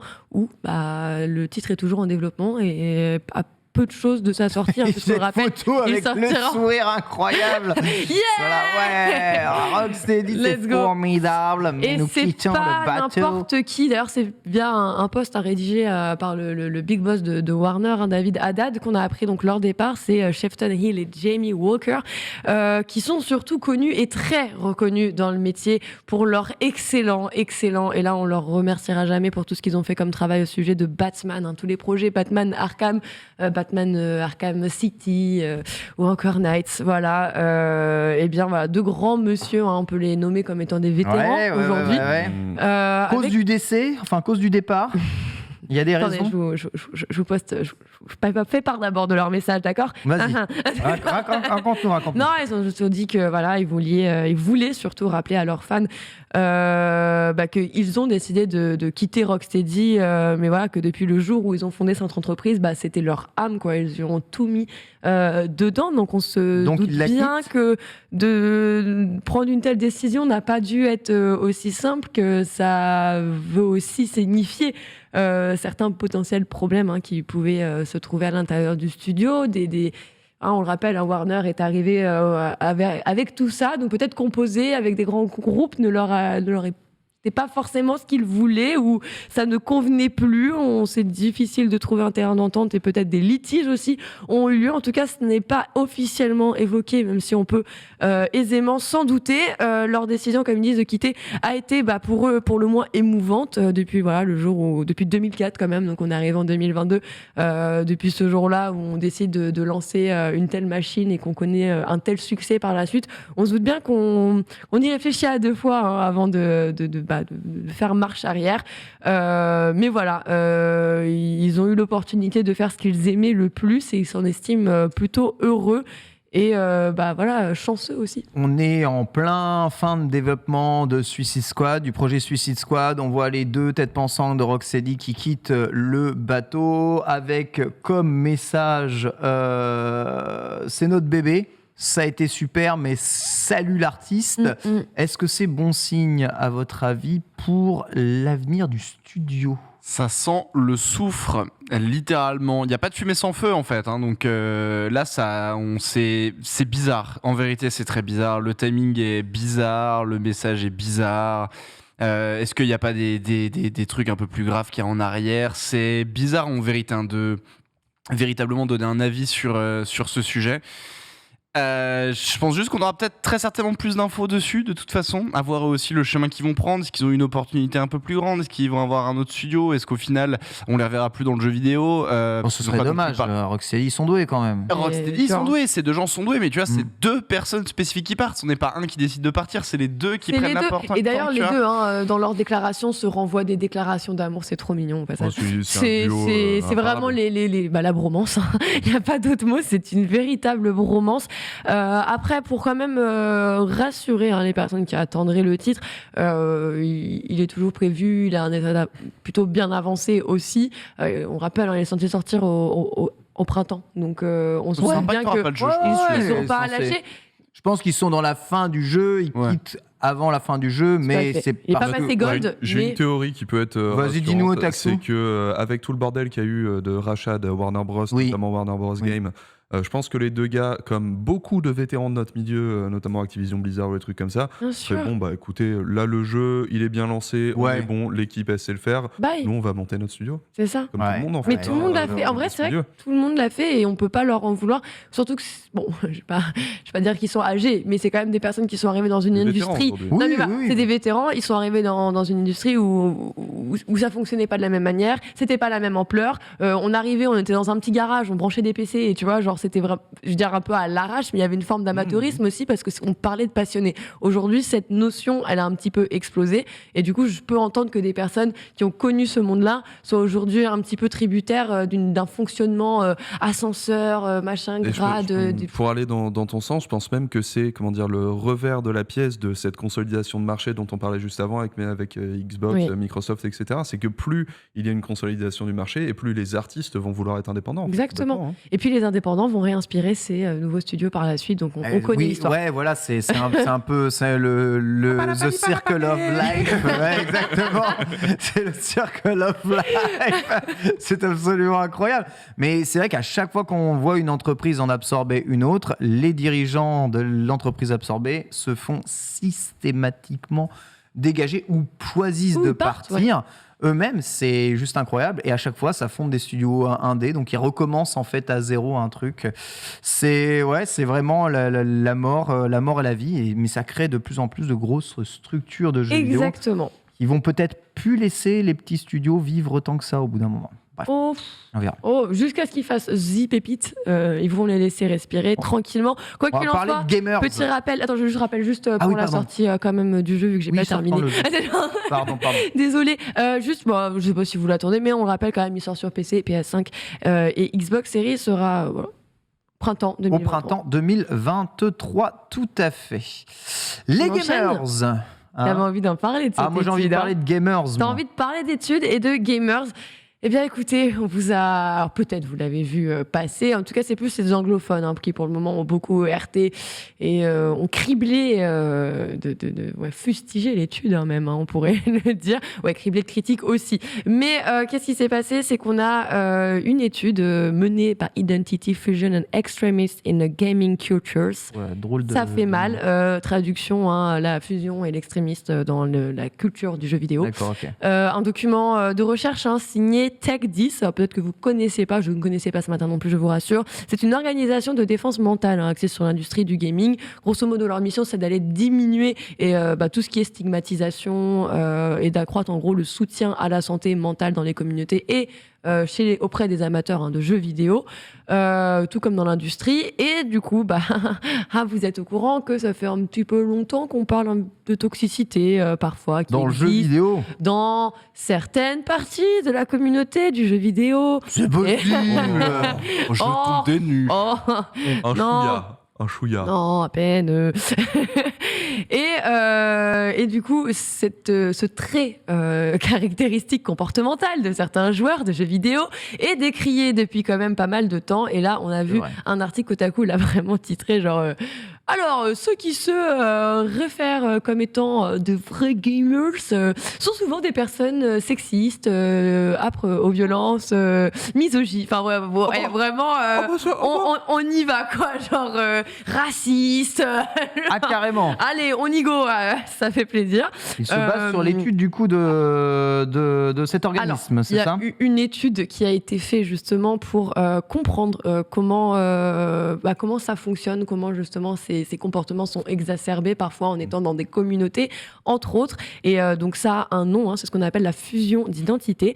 Grosso modo, de quoi ça parle exactement? En gros, c'est quand on a des groupes toxiques qui créent des communautés dans des jeux. La fusion d'identité, elle est décrite comme un sentiment profond et viscéral d'alignement avec un groupe. C'est-à-dire qu'en fait, tu as un groupe de référence. Ça, c'est très connu. Un peu comme dans ta vie. Toi, tu as un groupe de référence au collège. Si ton groupe, c'est les caïds, tu peux être quelqu'un de sensible qui deviendra un caïd, puisqu'en fait, ton groupe, la personnalité de ton groupe référentiel deviendra et prendra en fait le dessus sur ta propre identité, ta propre personnalité à toi.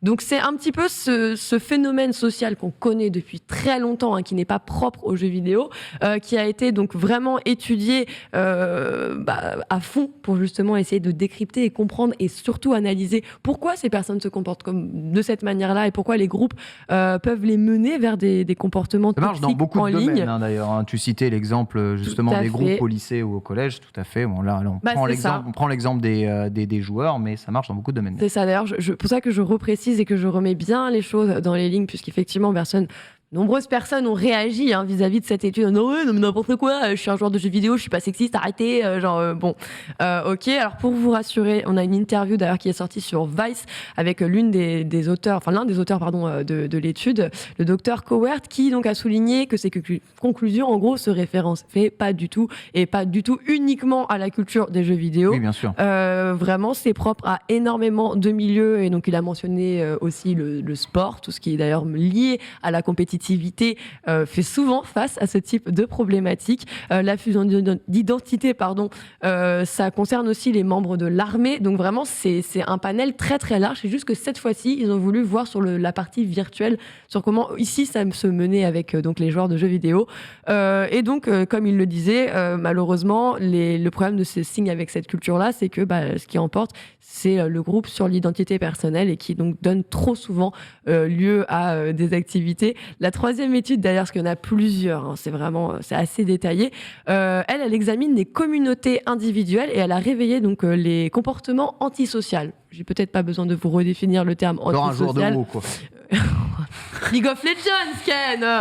Je rigole. Tu choses du 54, là. Tes gros sabots, ils sont rentrés dans chaque conversation. Genre, c'est incroyable. Sunday, quand elle m'explique, quand elle joue à WoW, la capuchée, t'es là, un gremlin, comme ça, derrière son écran, là, à finir son abonnement jusqu'à la fin. La jambe comme ça. On connaît. Non, mais alors, ce qui est assez intéressant, justement, je reviens sur le côté un peu compétitif, c'est qu'il disait que ça a révélé que les comportements antisociaux étaient fortement corrélés à un jeu compétitif. Par exemple, plutôt dans les Call of Duty qu'à un truc coopératif tel qu'un. C'est bizarre, moi ça me paraît. J'ai l'impression que les jeux compétitifs, c'est justement des jeux vecteurs de sociabilisation forts en vérité, puisque tu as tendance à jouer contre les autres, à te confronter à d'autres joueurs réels et du coup à plutôt sociabiliser. Mais ça n'est pas forcément le cas. Très bien. Eh bien, écoute, je suis tristesse. La toxicité est une maladie contagieuse. Attention à vous, protégez-vous, installez des pare-feux, des antivirus, ça pourrait vous protéger. Je ne sais pas. Par contre, le point qui est vachement intéressant, je trouve, dans cette étude, c'est que du coup, ces études qui ont été réalisées et je reprends les exemples de la cour de récré, machin, etc. Et en fait, ça montre que, mine de rien, c'est pas parce qu'on est ensemble dans une seule et même pièce que justement on va pas influer sur l'un et l'autre. Je sais que c'est souvent aussi ce débat des relations justement 100% via internet. Est-ce que c'est un truc qui est véritablement tangible? Et je trouve que c'est un truc cette étude le traduit excessivement bien. Malgré l'absence de communication non verbale et ce genre de choses, on parvient quand même à s'influer les uns les autres dans un cadre 100% complètement numérique. Exactement. Et là, évidemment, le problème, c'est que c'est souvent aux dépens des autres ou aux dépens d'une partie de communauté de joueurs. Et c'est ça qui est vraiment terrible, c'est qu'on va faire partie soi-même d'un groupe qui va agir aux dépens des autres plutôt que d'agir pour les autres ou d'essayer de regrouper, de rassembler les gens. Bien entendu, beaucoup plus facile de se liguer contre une personne tous ensemble que d'essayer de faire en sorte que tout le monde va mieux. C'est un peu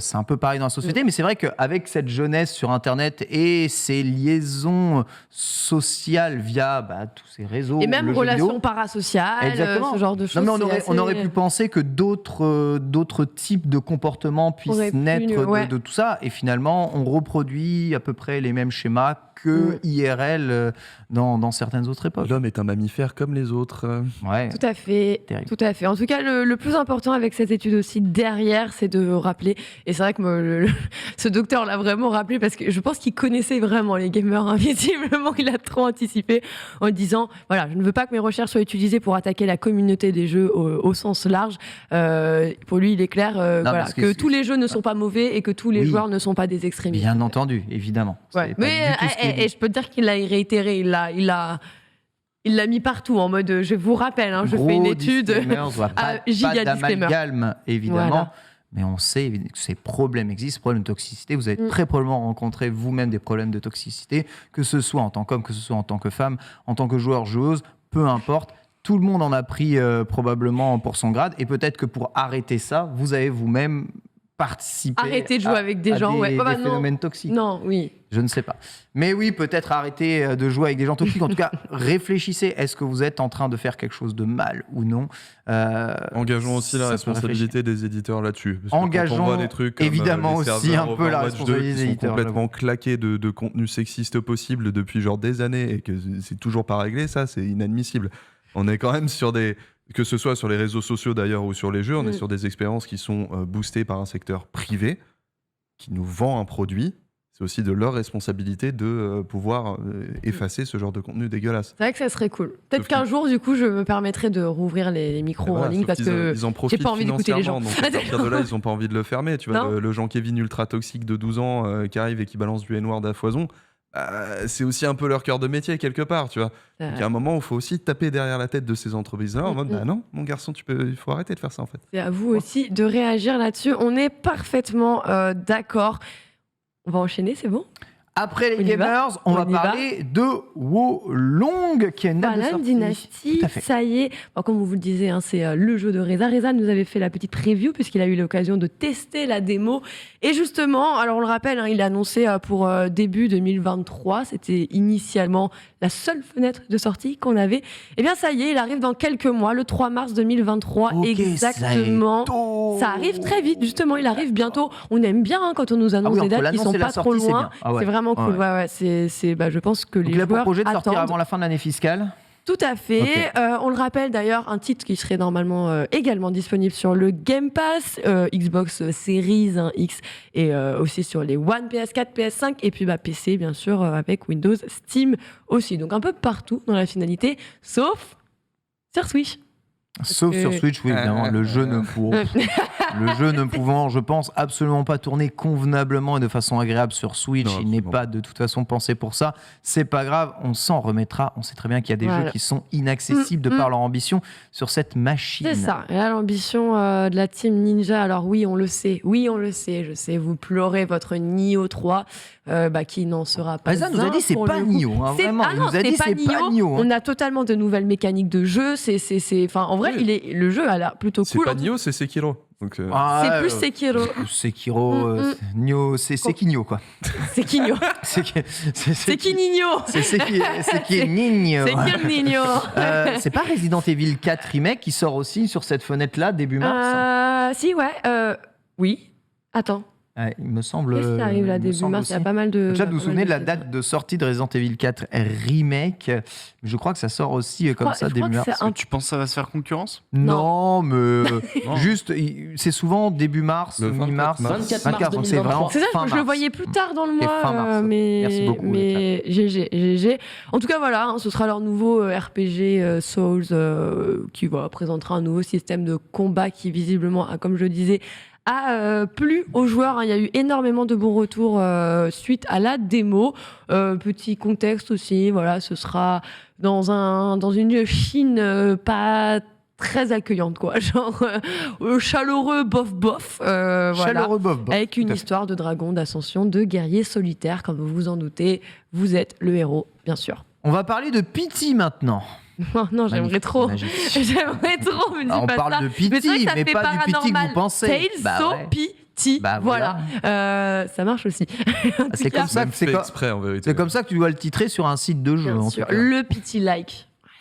Les Pity Like, parfait pour Halloween, c'est comme ça que moi je l'ai nommé sur mon bandeau en tout cas.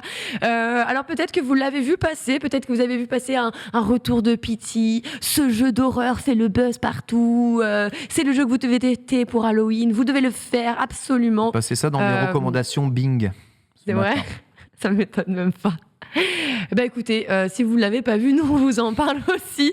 En tout cas, oui, c'est bel et bien le titre qui buzz actuellement vers les réseaux sociaux grâce à son ultra-réalisme qui fait kiffer les joueurs. Oui, un ultra-réalisme dû à son moteur, oui, l'Unreal Engine 5, qui, un aspect graphique qui imite parfaitement celui d'une caméra, à portée directement embarquée. Justement, on a des images un peu, la façon dashcam. Oh là, balade et tout. Il y a des trucs chelous. Et tu sais pourquoi c'est en mode caméra comme ça ? Génial. Ouais, parce qu'en fait, le but derrière, c'est que toi, tu avais trouvé des enregistrements vidéo, pour comprendre le pourquoi du comment. Pourquoi vous faites ça là ? Mais c'est Halloween, là, tu vois pas, tu veux pas faire de l'urbex ? Oh, regarde, c'est une dame. Ah bah, tu pars. Par contre, en vrai, le parti pris de objectif caméra avec modification de vue, c'est bien. C'est très bien. J'adore, j'aime trop. C'est full Blair Witch, quoi. C'est exactement ça.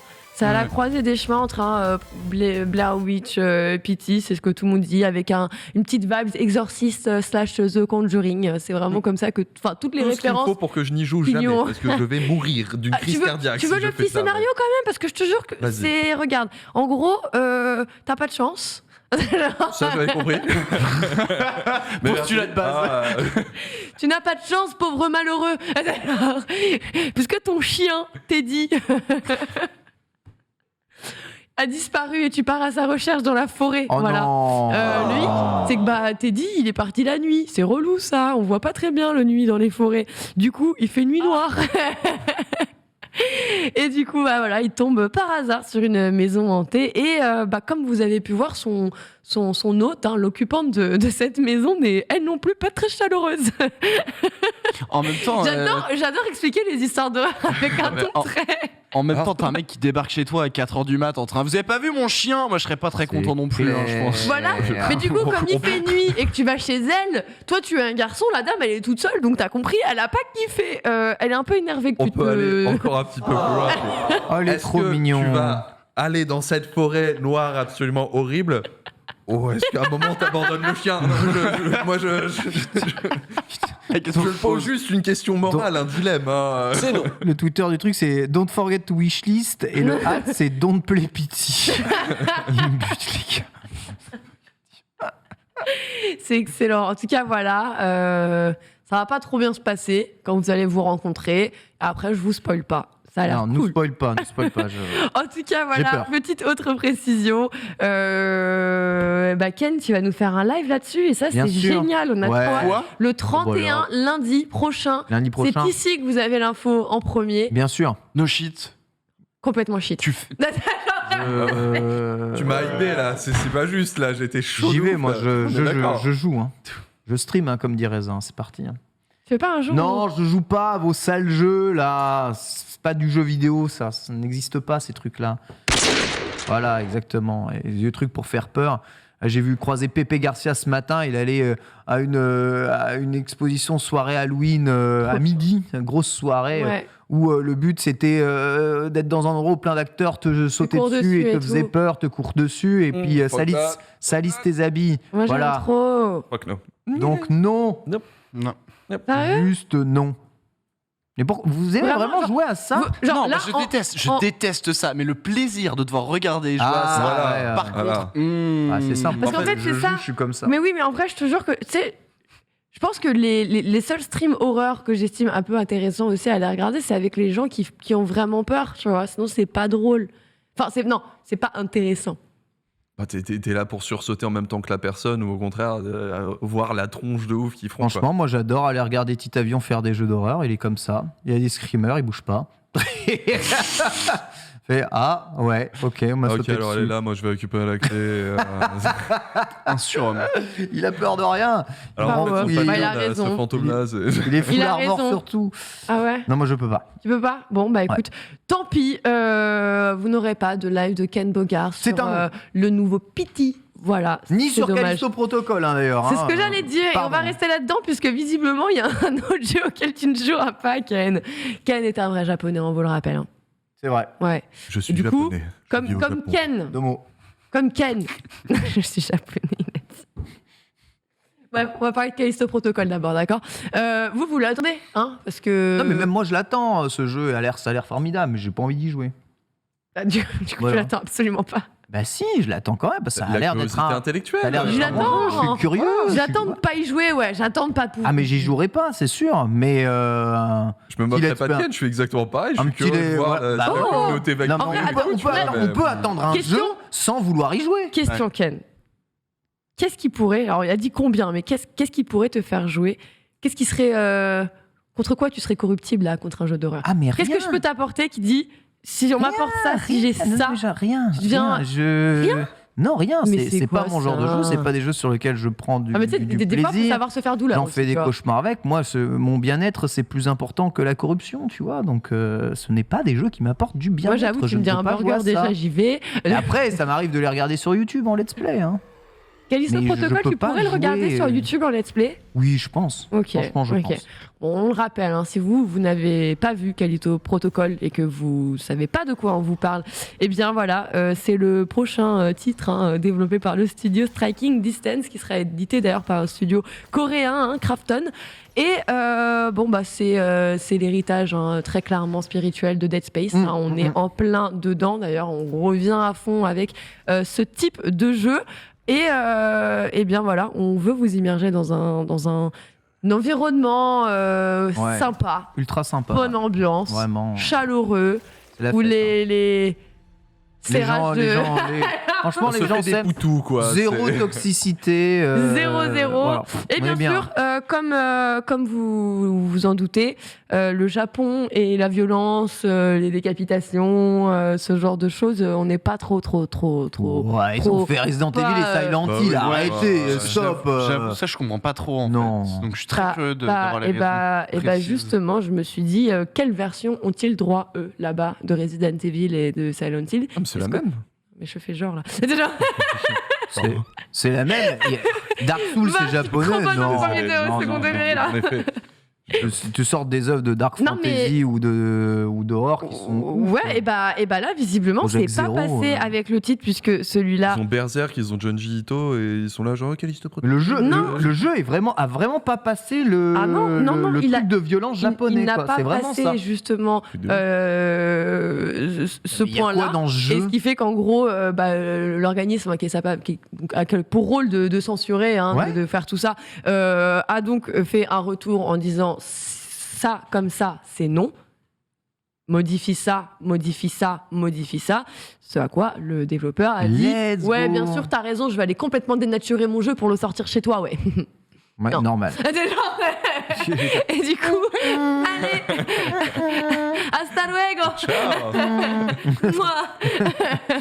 Du coup, ça ne se fait pas, ça ne se fera pas, et donc le Japon ne pourra pas profiter malheureusement. Je veux savoir pourquoi. Probablement excellent Callisto Protocol. J'ai trouvé ça vraiment dommage. Mais en même temps, j'entends que les équipes n'aient pas envie de. Non, mais il doit y avoir un truc qui passe pas à la censure, mais je sais pas. Il doit y avoir des trucs qui doivent pas être contre Japon. Je vois pas genre culturellement choquant en fait. Oui, c'est peut-être un truc comme ça. Les Japonais, ils déconnent. Peut-être un truc comme ça. Vraiment, moi je vous dis,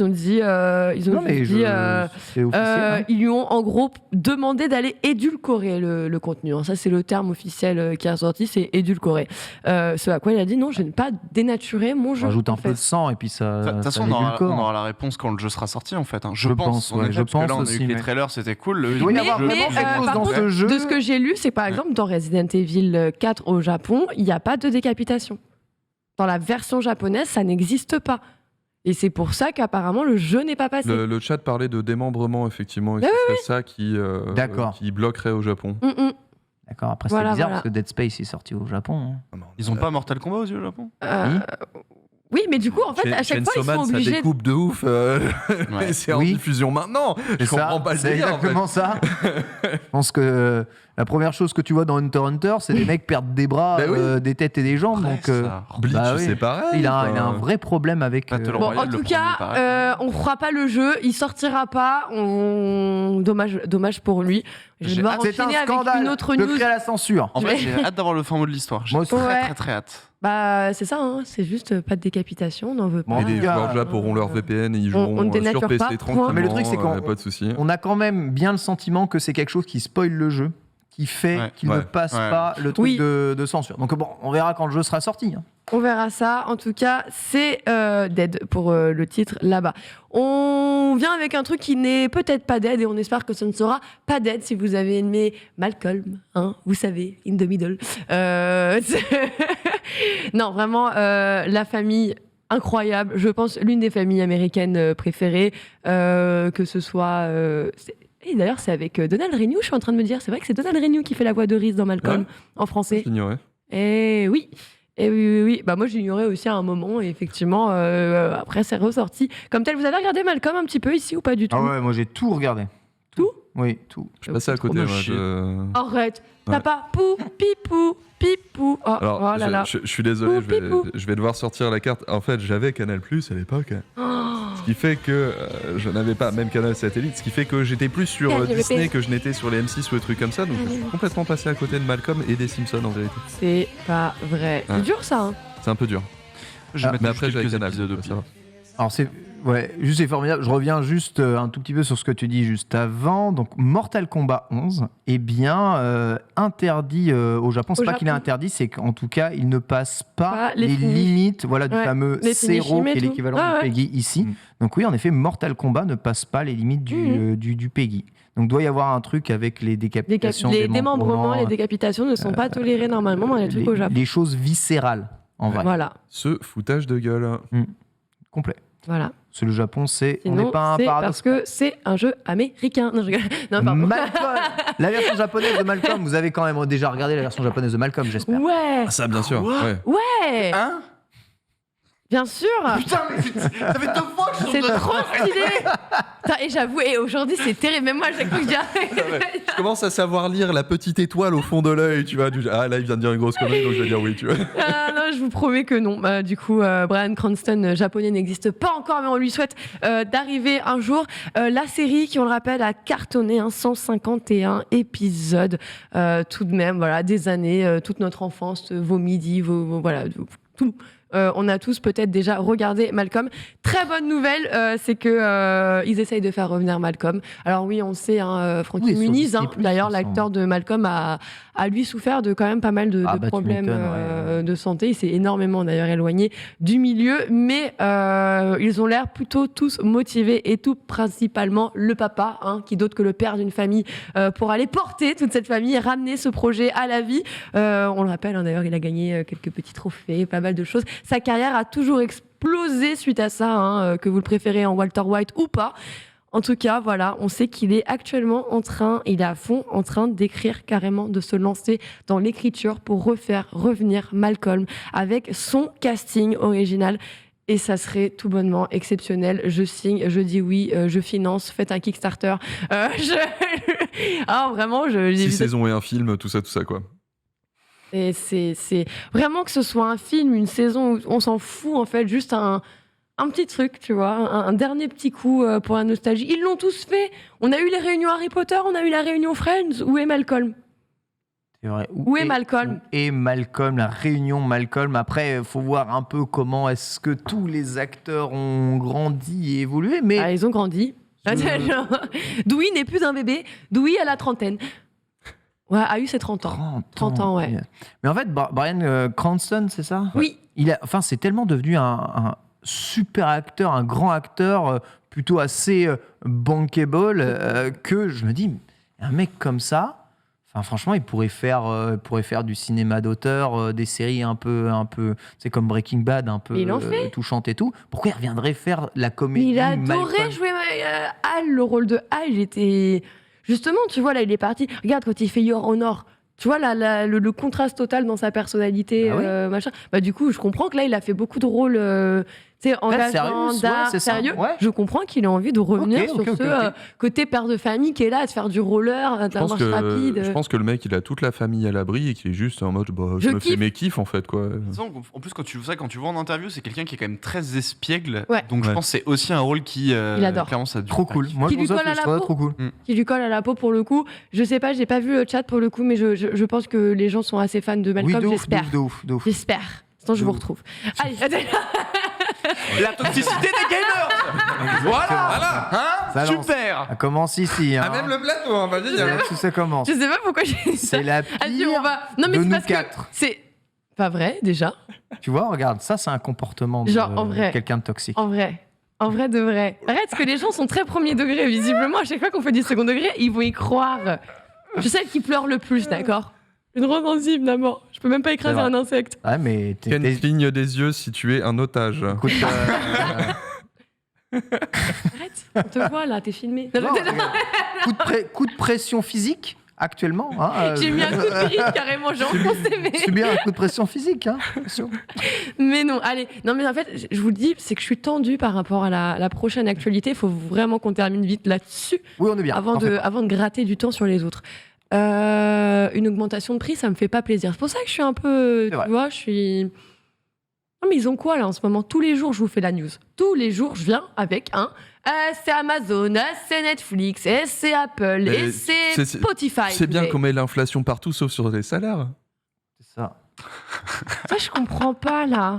Dites à l'URSSAF de se calmer. Oups, pardon, j'ai glissé. Il faut de la croissance. Pour avoir de la croissance, il faut gagner plus d'argent. Pour gagner plus d'argent, il faut augmenter les prix. Ouais. C'est vrai qu'ils en ont vachement besoin. Tu vois, quand tu es la plus grosse plateforme de streaming musical, que tu balances d'ailleurs les résultats de ton 3e trimestre en 2022, 456 millions d'utilisateurs actifs, Ça va 20% de plus que l'année précédente. Voilà. 20 millions de plus qu'au trimestre précédent. C'est au calme, on est toujours sur une belle augmentation. Aujourd'hui, on a 195 millions du total des utilisateurs Spotify en tout, qui sont toujours là à payer donc les abonnements premium. Donc vraiment une marge qui est toujours plus grande. C'est 3 milliards d'euros de chiffre d'affaires par trimestre. 3 milliards. Ouais, non, mais c'est trop. On en avait parlé. Chiffre d'affaires. De chiffre d'affaires, ok ? Chiffre. Bref. Et Pépé Garcia quand tu fais ça comme ça. C'est vrai. Ouais, c'est ouf. Mais bon, j'apprends, j'observe les meilleurs. Donc, on va prendre combien dans la tête, la Spotify ? Alors, c'est pas annoncé. Sachez une chose. C'est que pour le moment, c'est pas encore annoncé. Le teaser trailer de la douille. Il parle d'une augmentation pour 2023. Et le truc, c'est que, pour justifier ça, ils disent oui, mais en fait, par rapport à notre chiffre d'affaires et tout, en fait, la marge brute, qui n'est pas communiquée d'ailleurs, bien sûr, on ne connaît pas le montant de cette marge brute, elle est trop faible. Du coup, voilà, on est obligé un petit peu d'augmenter parce qu'on rappelle qu'on a fait quand même pas mal d'investissements cette année. On a racheté Wordle, on a eu l'ouverture des e-books, entre autres, donc ça coûte et du coup les résultats de l'investissement devraient quand même porter leurs fruits sur du long terme, moyen long terme on dira, mais là quand même la marge brute elle est pas assez significative, donc tu comprends, on va augmenter ton prix, du coup préparez-vous, voilà. Ouais, ça va finir qu'on va tous être domiciliés en Azerbaïdjan et ça va être vite fait avec un petit... T'es sur Google Maps à regarder l'Azerbaïdjan pour de vrai là. Où se trouvait le Kurdistan, c'était un autre en dessous du Kyrgyzstan. En dessous du Kyrgyzstan. Mongolie, Kyrgyzstan et en dessous encore. C'est dur, Kyrgyzstan. Très beau pays, allez-y. Voilà, Spotify va augmenter, on ne sait pas encore de combien, mais très probablement on va faire des choix. Évidemment, le débat dans le chat, c'est allons-nous revenir plus naturellement au piratage ? Évidemment que personne n'aimerait n'aimerait revenir à ça. Bon, après, avec YouTube qui offre déjà des musiques quasiment infinies à disposition. Voilà, on va dire, je pense, il va y avoir une guerre et il y aura des morts. Malheureusement, 2 plateformes, c'est sûr et certain. En tout cas, ça se resserre sur nous. Merci beaucoup, Lox, pour cette select. On va passer au dossier du jour et on va parler de Star Ocean, une saga qui voit son nouveau jeu sortir aujourd'hui. C'est parti.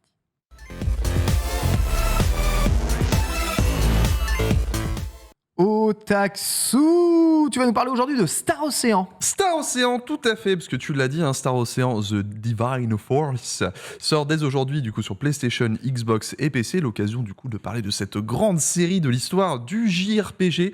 On l'a très longtemps confondu avec la série des Tales of, quelque part en argumentant qu'il s'agitait un peu d'un Tales of dans l'espace, Tales of Space Opera, et pourtant les 2 séries n'ont pas du tout le même éditeur, on l'oublie souvent, mais si Tales of est naturellement un pur produit de Bandai Namco, Star Ocean c'est soutenu par Square Enix, et depuis le début, il n'y a pas de feinte là-dessus, mais en vérité le parallèle a bien lieu d'être, puisque les 2 séries ont la même origine, et pour ça, il faut qu'on remonte à l'époque du tout premier Tales of jamais sorti, et c'est Tales of Fantasia, sorti en 95 sur Super Famicom, puisque en fait il n'est sorti que au Japon à l'époque. Alors le premier Tales of, ce qu'il faut voir, c'est qu'il n'a pas été développé en interne chez Bandai Namco, mais plutôt par la Wolf Team, qui était une équipe au sein du développeur japonais Telenet.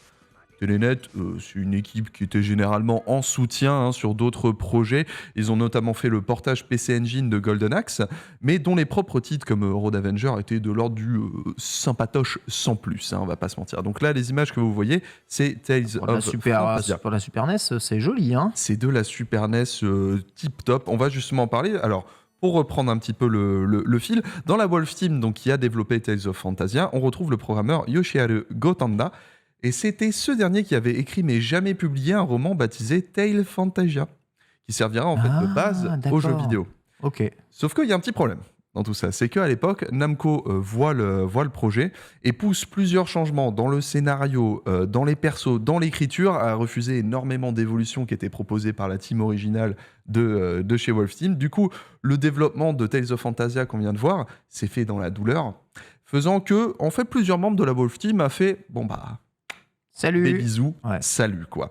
Ces membres, c'est justement, on retrouve parmi ces membres, parce qu'il y en a eu plusieurs, Yoshiharu Gotana, qu'on vient de parler, donc le programmeur scénariste, mais aussi Masaki Norimoto, qui était le game designer de Tales of Phantasia, et on a Joe Asanuma, qui était le game director. C'est ainsi qu'est fondé justement en mars 95 le studio Tri-Ace. Pourquoi Tri-Ace? Parce que les trois as de l'équipe pour le film à l'époque. On n'est pas pour des zéros. Voilà, on était dans le pur plaisir. Hein. C'est pas cri les rappeurs. J'avoue. Exactement. C'est genre, drop that shit. Tri-Ace. Parce que voilà, donc plus tard, la Wolf Team, telle qu'elle était restée chez Telenet, va en fait être absorbée par Bandai Namco pour devenir le Namco Tales Studio qu'on connaît aujourd'hui, donc en charge des Tales. Et le compositeur Motoi Sakuraba va tout simplement bosser sur les deux projets. Voilà pourquoi en fait Tales of et Star Ocean, on fait souvent le parallèle entre les deux, parce qu'en fait ils ont les mêmes origines, ce sont des frères d'armes. Et c'est 1 an après la sortie de Tales of Phantasia qu'on a vu à l'instant que sort sur le marché japonais uniquement toujours le tout premier Star Ocean. Et vous allez voir des images, les parallèles avec Tales of Phantasia sont nombreux, puisque c'est plus ou moins le même jeu, on va le rappeler. Mais le système de combat en temps réel est peu ou prou le même. Son scénario fait lui aussi appel à un voyage dans le temps, c'est le cas aussi sur Tales of Phantasia. Et le jeu pousse techniquement la Super Nintendo, tu l'as dit, dans ses derniers retranchements. Car design identique. Le car design est complètement Ça, c'est Star Ocean. Ça, c'est Star Ocean. Le perso de dos, on totalement croirait Star le Ocean, c'est l'intro. Et le jeu est magnifique, vous le voyez. Le jeu est beau, Et justement, s'il pousse la Super Nintendo dans ses derniers retranchements, c'est non seulement pour la qualité de ses sprites, etc., mais aussi parce qu'ils font appel à une cartouche spéciale qui leur permet d'inclure notamment des voix numérisées pour les cutscenes du jeu et sur certaines scènes de bataille. Ils arrivent genre... c'est pas un petit fait comme ça, on a des voix numérisées sur la Super Nintendo, on le rappelle. Donc il fallait une cartouche spéciale pour ça. Outre le fait d'être beau à en pleurer, on le voit, Star Ocean a une petite particularité qui deviendra vite populaire dans le milieu des JRPG. C'est qu'en prime des nombreuses recrues disponibles dans le jeu, vous pouvez approfondir vos liens avec ces dernières pour gagner divers bonus et influencer légèrement la fin du jeu. Si je vous dis une série devenue très populaire aujourd'hui... Stardew ? Non, je pensais pas celle-là. Tu pensais plus un truc de Weibo. De JRPG. Pardon. Très populaire aujourd'hui, sorti JRPG. récemment sur PC, Switch et le Game Pass, qui met énormément en avant des liens sociaux. Attends. Persona. Exactement. Persona. En fait, c'est ce qu'on oublie de voir, c'est que Star Ocean a été une des grosses influences du marché pour faire en sorte qu'aujourd'hui, Persona soit disponible sur PC, Switch et le Game Pass. Jouez-y, envoyez-moi des tweets, s'il vous plaît, rejoignez la famille. Bref, ce JRPG du coup a été pionnier là-dessus. Donc Star Ocean, en fait, son système, il l'appelle le Private Action. En fait, pour chaque retour dans un village, tu peux déclencher ce Private Action. Ça va séparer la partie que tu as créée, et les gens vont aller dans le village. Il va falloir les retrouver, parler avec eux, etc. Ça permet en fait de découvrir un petit peu plus sur chacun des personnages, et ça va influencer des statistiques d'affection qui restent cachées aux yeux du joueur, mais qui vont permettre d'avoir quelques bonus en combat, de défense, d'attaque, ce genre de choses. C'est un cas assez rare en fait à l'époque quand ce système est développé au Japon. Ce qui n'est pas un cas rare par contre dans l'histoire de Star Ocean, c'est qu'il est resté justement bloqué au Japon. La raison est simple, à l'époque, son éditeur de l'époque, Enix tout court, qui deviendra Square Enix par la suite, vient de fermer ses bureaux occidentaux à cette époque-là, quand Nintendo se focalise sur la sortie de sa prochaine console, la Nintendo 64. Tout à fait. Un JRPG bien japonais, très clairement, ne paraît donc pas très important dans son planning, un cas qui n'est pas rare à l'époque. Je pense qu'on a pas mal d'exemples en tête, si jamais vous en avez autour de cette table. Un JRPG qui est resté japonais parce qu'on n'a pas le temps de le sortir sur la Super Nintendo. Troisième Secret of Mana. Le troisième Seiken Densetsu 3, c'est vrai. Bon, il y avait... FF6 est sorti aux US, mais bon, ça n'est jamais sorti en Europe. C'était un peu chelou. On a Mother 3, par exemple. Oui, c'est vrai, ça. Nintendo. Live Alive, qu'on oublie, mais Live, c'était le cas. Tales of Phantasia aussi, parce qu'en vérité, Tales of Phantasia, tel qu'on l'a vu, là, c'était une version FATRAD. Il est sorti ensuite. Et mon petit préféré, j'avais envie de mettre des images comme ça de Bamut Lagoon. Bamut Lagoon. Ah oui, Bamut Lagoon. Qui a été un des... Comment dire, je n'avais pas envie de dire un des pionniers, mais un des plus grands, des jeux les plus marquants dans la scène fan-trad, en fait. Parce que même aujourd'hui, Bamut Lagoon, on ne le verra pas. Alors, pour le coup, dans toute cette liste, beaucoup de ces derniers ont connu énormément une résurgence, que ce soit grâce à des remakes, comme c'est le cas de Seiken Densetsu 3, tu le disais, donc Trials of Mana, ou des ressorties sur d'autres plateformes. Par exemple, Tales of Phantasia, c'était sur GBA qu'on l'a connu. Oui, il y a eu un portage. Et ensuite sur PSP. Ouais. J'ai joué là-dessus, moi, sur GBA. Le premier Star Ocean est magnifique, on l'a vu, mais souffle de pas mal de problèmes quand même. Donc le plus important, c'est que le scénario a un très gros ventre mou au milieu, particulièrement si tu ne fais pas attention en fait aux liens sociaux, parce que c'est un peu la base sur ce centre-là. Et aussi énormément de backtracking sans possibilité de fast travel, donc pour le faire... les bons jeux d'époque. C'est les jeux de l'époque, très clairement. Traïs en est bien conscient, c'est pourquoi il sort en 98 au Japon et en 2000 en Europe, cette fois-ci, l'épisode du succès absolu, Star Ocean The Second Story, sur PS1. Le premier à sortir en 2000. Ouais, lui c'était la folie. Vraiment. Et uniquement traduit en anglais par contre. Si le protagoniste de cet épisode est tout simplement l'enfant du couple d'un des couples du premier, ça ne gêne rien. La compréhension de ce monde, c'est une suite directe tout à fait. Expliquer Star Ocean, ce Second Story, en fait c'est très simple.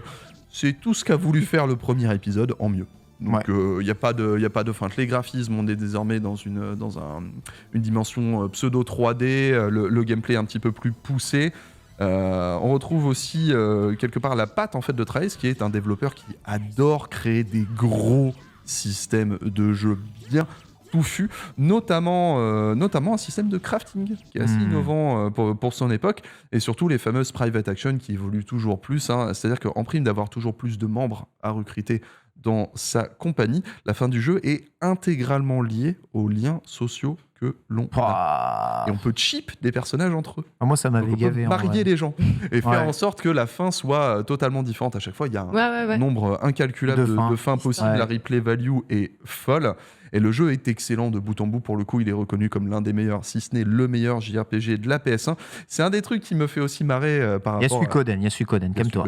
Évidemment, il y en a. En même temps, PS1, Super Nintendo, dire le meilleur JRPG, c'est juste impossible. C'est clairement impossible. Un truc qui me fait marrer aussi par rapport à la différence avec les Tales of, c'est qu'on parle souvent de Star Ocean comme le Tales of dans l'espace, même si dans les faits, les scénarios des Star Ocean, pas dans l'espace. Non, c'est pas dans l'espace. Et la raison pour laquelle il y a l'espace qui a été rajouté à ces scénarios-là, c'est pour avoir plus de membres à rajouter à l'équipe. Essayer de faire en sorte d'avoir des profils extrêmement différents. D'où l'espace rajouté, même si dans les faits, le jeu, il y a bien une civilisation dans l'espace, mais on joue généralement le pecno d'une planète qui n'était pas au courant qu'elle était colonisée depuis des plombs. C'est le principe de Star Ocean. Alors, Traïs peut voir aussi un truc quand même par rapport à eux, c'est que ce ne sont pas des petits joueurs. Après le second épisode, ils iront créer un certain Valkyrie Profile en 99, un de mes chouchous, Radiata Stories en 2005 sur PS2. Et pour les plus jeunes, on leur doit Resonance of Fate en 2010, développé en partenariat avec Sega pour une fois, et qui montre parfaitement son attachement au mécanisme de gameplay. C'est un jeu tour par tour, mais qui se joue comme un tactical en temps réel. Les baobabs sont fumés, bien évidemment, mais Traïs reste un énorme, un talent fou dans le milieu des JRPG. Mais voilà, si Star Ocean est son bébé, c'est à partir du 3e épisode qu'on aura une petite scission, parce que till the end of time, je vais devoir commencer à sortir l'accent anglais. Il est incroyablement buggé. La faute, en fait, à un développement qui aurait utilisé les dernières librairies fournies par Sony, qui n'était pas compatible avec la première série de PS2, les SCPH 10 000, la toute première lancée sur le marché, sans qu'Enix ne soit au courant. L'erreur bête. Selon Enix, c'est de la faute de Sony, selon Sony, c'est de la faute d'Enix. Évidemment, en Occident, on ne l'a pas vécu, ça, parce que fort heureusement, on a eu le droit directement à la version Director's Cut, sortie fin 2004. Alors, on va aller un petit peu plus vite. En 2009, un Star Ocean The Last Hope, qui, à l'image de Tales of Vesperia, est subitement exclusif à la Xbox 360. Microsoft sort une nouvelle fois le chéquier, comme quoi ça fait très longtemps qu'il en a l'habitude. Le moment de vous parler également, de faire une petite virgule pour vous dire Microsoft, tu veux pas mettre Blue Dragon, tu veux pas mettre Lost Odyssey sur ton Game Pass, bordel, s'il te plaît. Et merci. C'est vrai qu'ils avaient payé l'exclusivité de ces jeux. Peut-être qu'ils ont essayé. En plus, Spencer, il a fait tellement de voyages au Japon que franchement, j'ai l'impression qu'il a essayé de récupérer mais là, tout ce qui pouvait exister. Le truc, c'est que ça fait partie de ces jeux où ils ont sorti le chéquier. C'est à eux, ils le sortent pas. En effet, comme vous le voyez, une première trilogie réussie, mais encore une fois, une série du JRPG qui n'a pas réussi à basculer dans l'ère moderne du jeu vidéo, soit à cause de conflits entre constructeurs, soit parce que c'est dur de développer une fois qu'on passe à la Au Japon, c'est vrai que c'est dur de... Au Japon, il y en a beaucoup qui sont morts à l'arrivée de la 3D HD parce qu'ils n'y arrivaient pas. Voilà. Mais tu sais, justement, là, en fait, avant l'émission, on en parlait vite avec Otaksu. Star Ocean, c'est une série sur laquelle je suis complètement passé à côté, une série véritablement qui me fascine. Et en fait, quand on en parlait, je pensais qu'on parlait encore d'une autre série, qu'on parlait de Phantasy Star. Ouais. Même bail, tu vois. Mais tu sais qu'au début, j'étais comme toi. Genre, avant, je connaissais vraiment pas. Et Phantasy Star Online, pour moi, c'était la même chose que ça. Mais enfin, bref. Encore des trucs différents à Phantasy Star, c'est Sega, mais pareil, il y a un délire de space opéra à un moment qui s'opère. Il y a une DA assez liée, et en plus Phantasy Star, il y a eu un mélange pour notre génération parce que Star Ocean et Phantasy Star ont été pas mal boostés par la PSP à l'époque, et du coup il y a eu comme un mélange dans le zeitgeist public, quoi. Et justement, je me demande, parce que t'as beaucoup parlé de Tales of et Star Ocean, est-ce qu'il y a eu justement ce même impact avec Phantasy Star et Star Ocean? Donc j'ai l'impression que oui, non. Pour le coup, non. En fait, c'est plus cette idée que les deux sagas sont restées quelque part un peu au même niveau. Ouais. Du moins en Occident, hein, que Star Ocean et Phantasy Star, ça a un peu vivoté par rapport à un Tales of qui a réussi un petit peu plus à construire, notamment grâce à la GameCube, Tales of Symphonia, merci beaucoup, qui avait bien été vendu en bundle avec la console aussi, donc mine de rien, gros partenariat, gros mise en avant. Le jeu fonctionnait bien, en effet, en termes de JRPG. En effet, merci beaucoup Otaksu. Voilà, on verra si le prochain épisode a autant de succès, sachant qu'on ne peut que relever la barre pour ce qui est de Valkyrie Profile. Le Elysium, sorti récemment, ne semble pas convaincre non plus. Des mi-figues, mi-molettes. Ah ouais? Encore, ouais. Quand on parlait de Petit Avion, ça a été un de ses jeux préférés. Tout le monde m'a dit. Et Bitel aussi, il avait surkiffé. Elysium. Ouais. Très bien. Eh bien, écoute, qui sait, peut-être les goûts et les couleurs. En tout cas, il n'a pas reçu de très bonnes notes dans la presse. On va se terminer avec l'archive du jour et on va parler de la NES.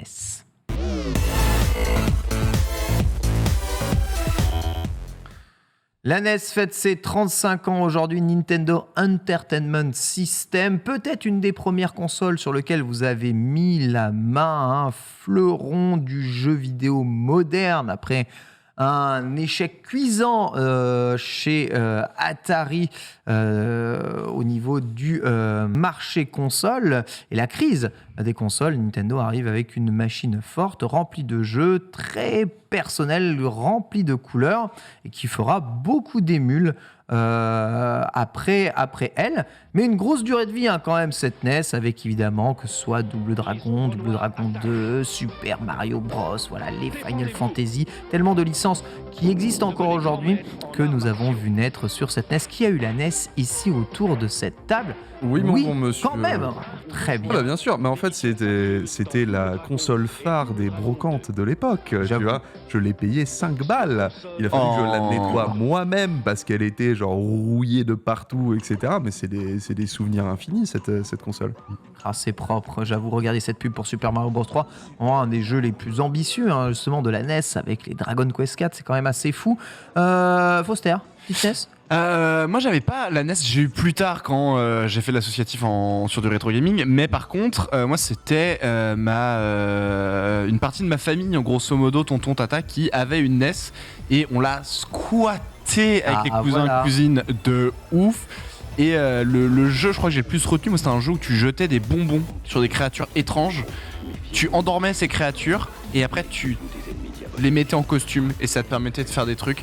Jeu fantastique, super psychédélique, mais t'étais dans des rêves donc ça passe et c'est ok.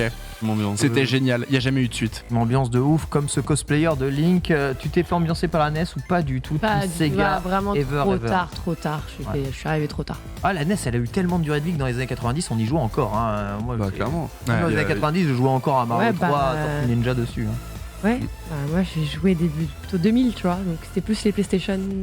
Mega Drive a été encore un peu là, était déjà morte et après c'était que des PlayStation.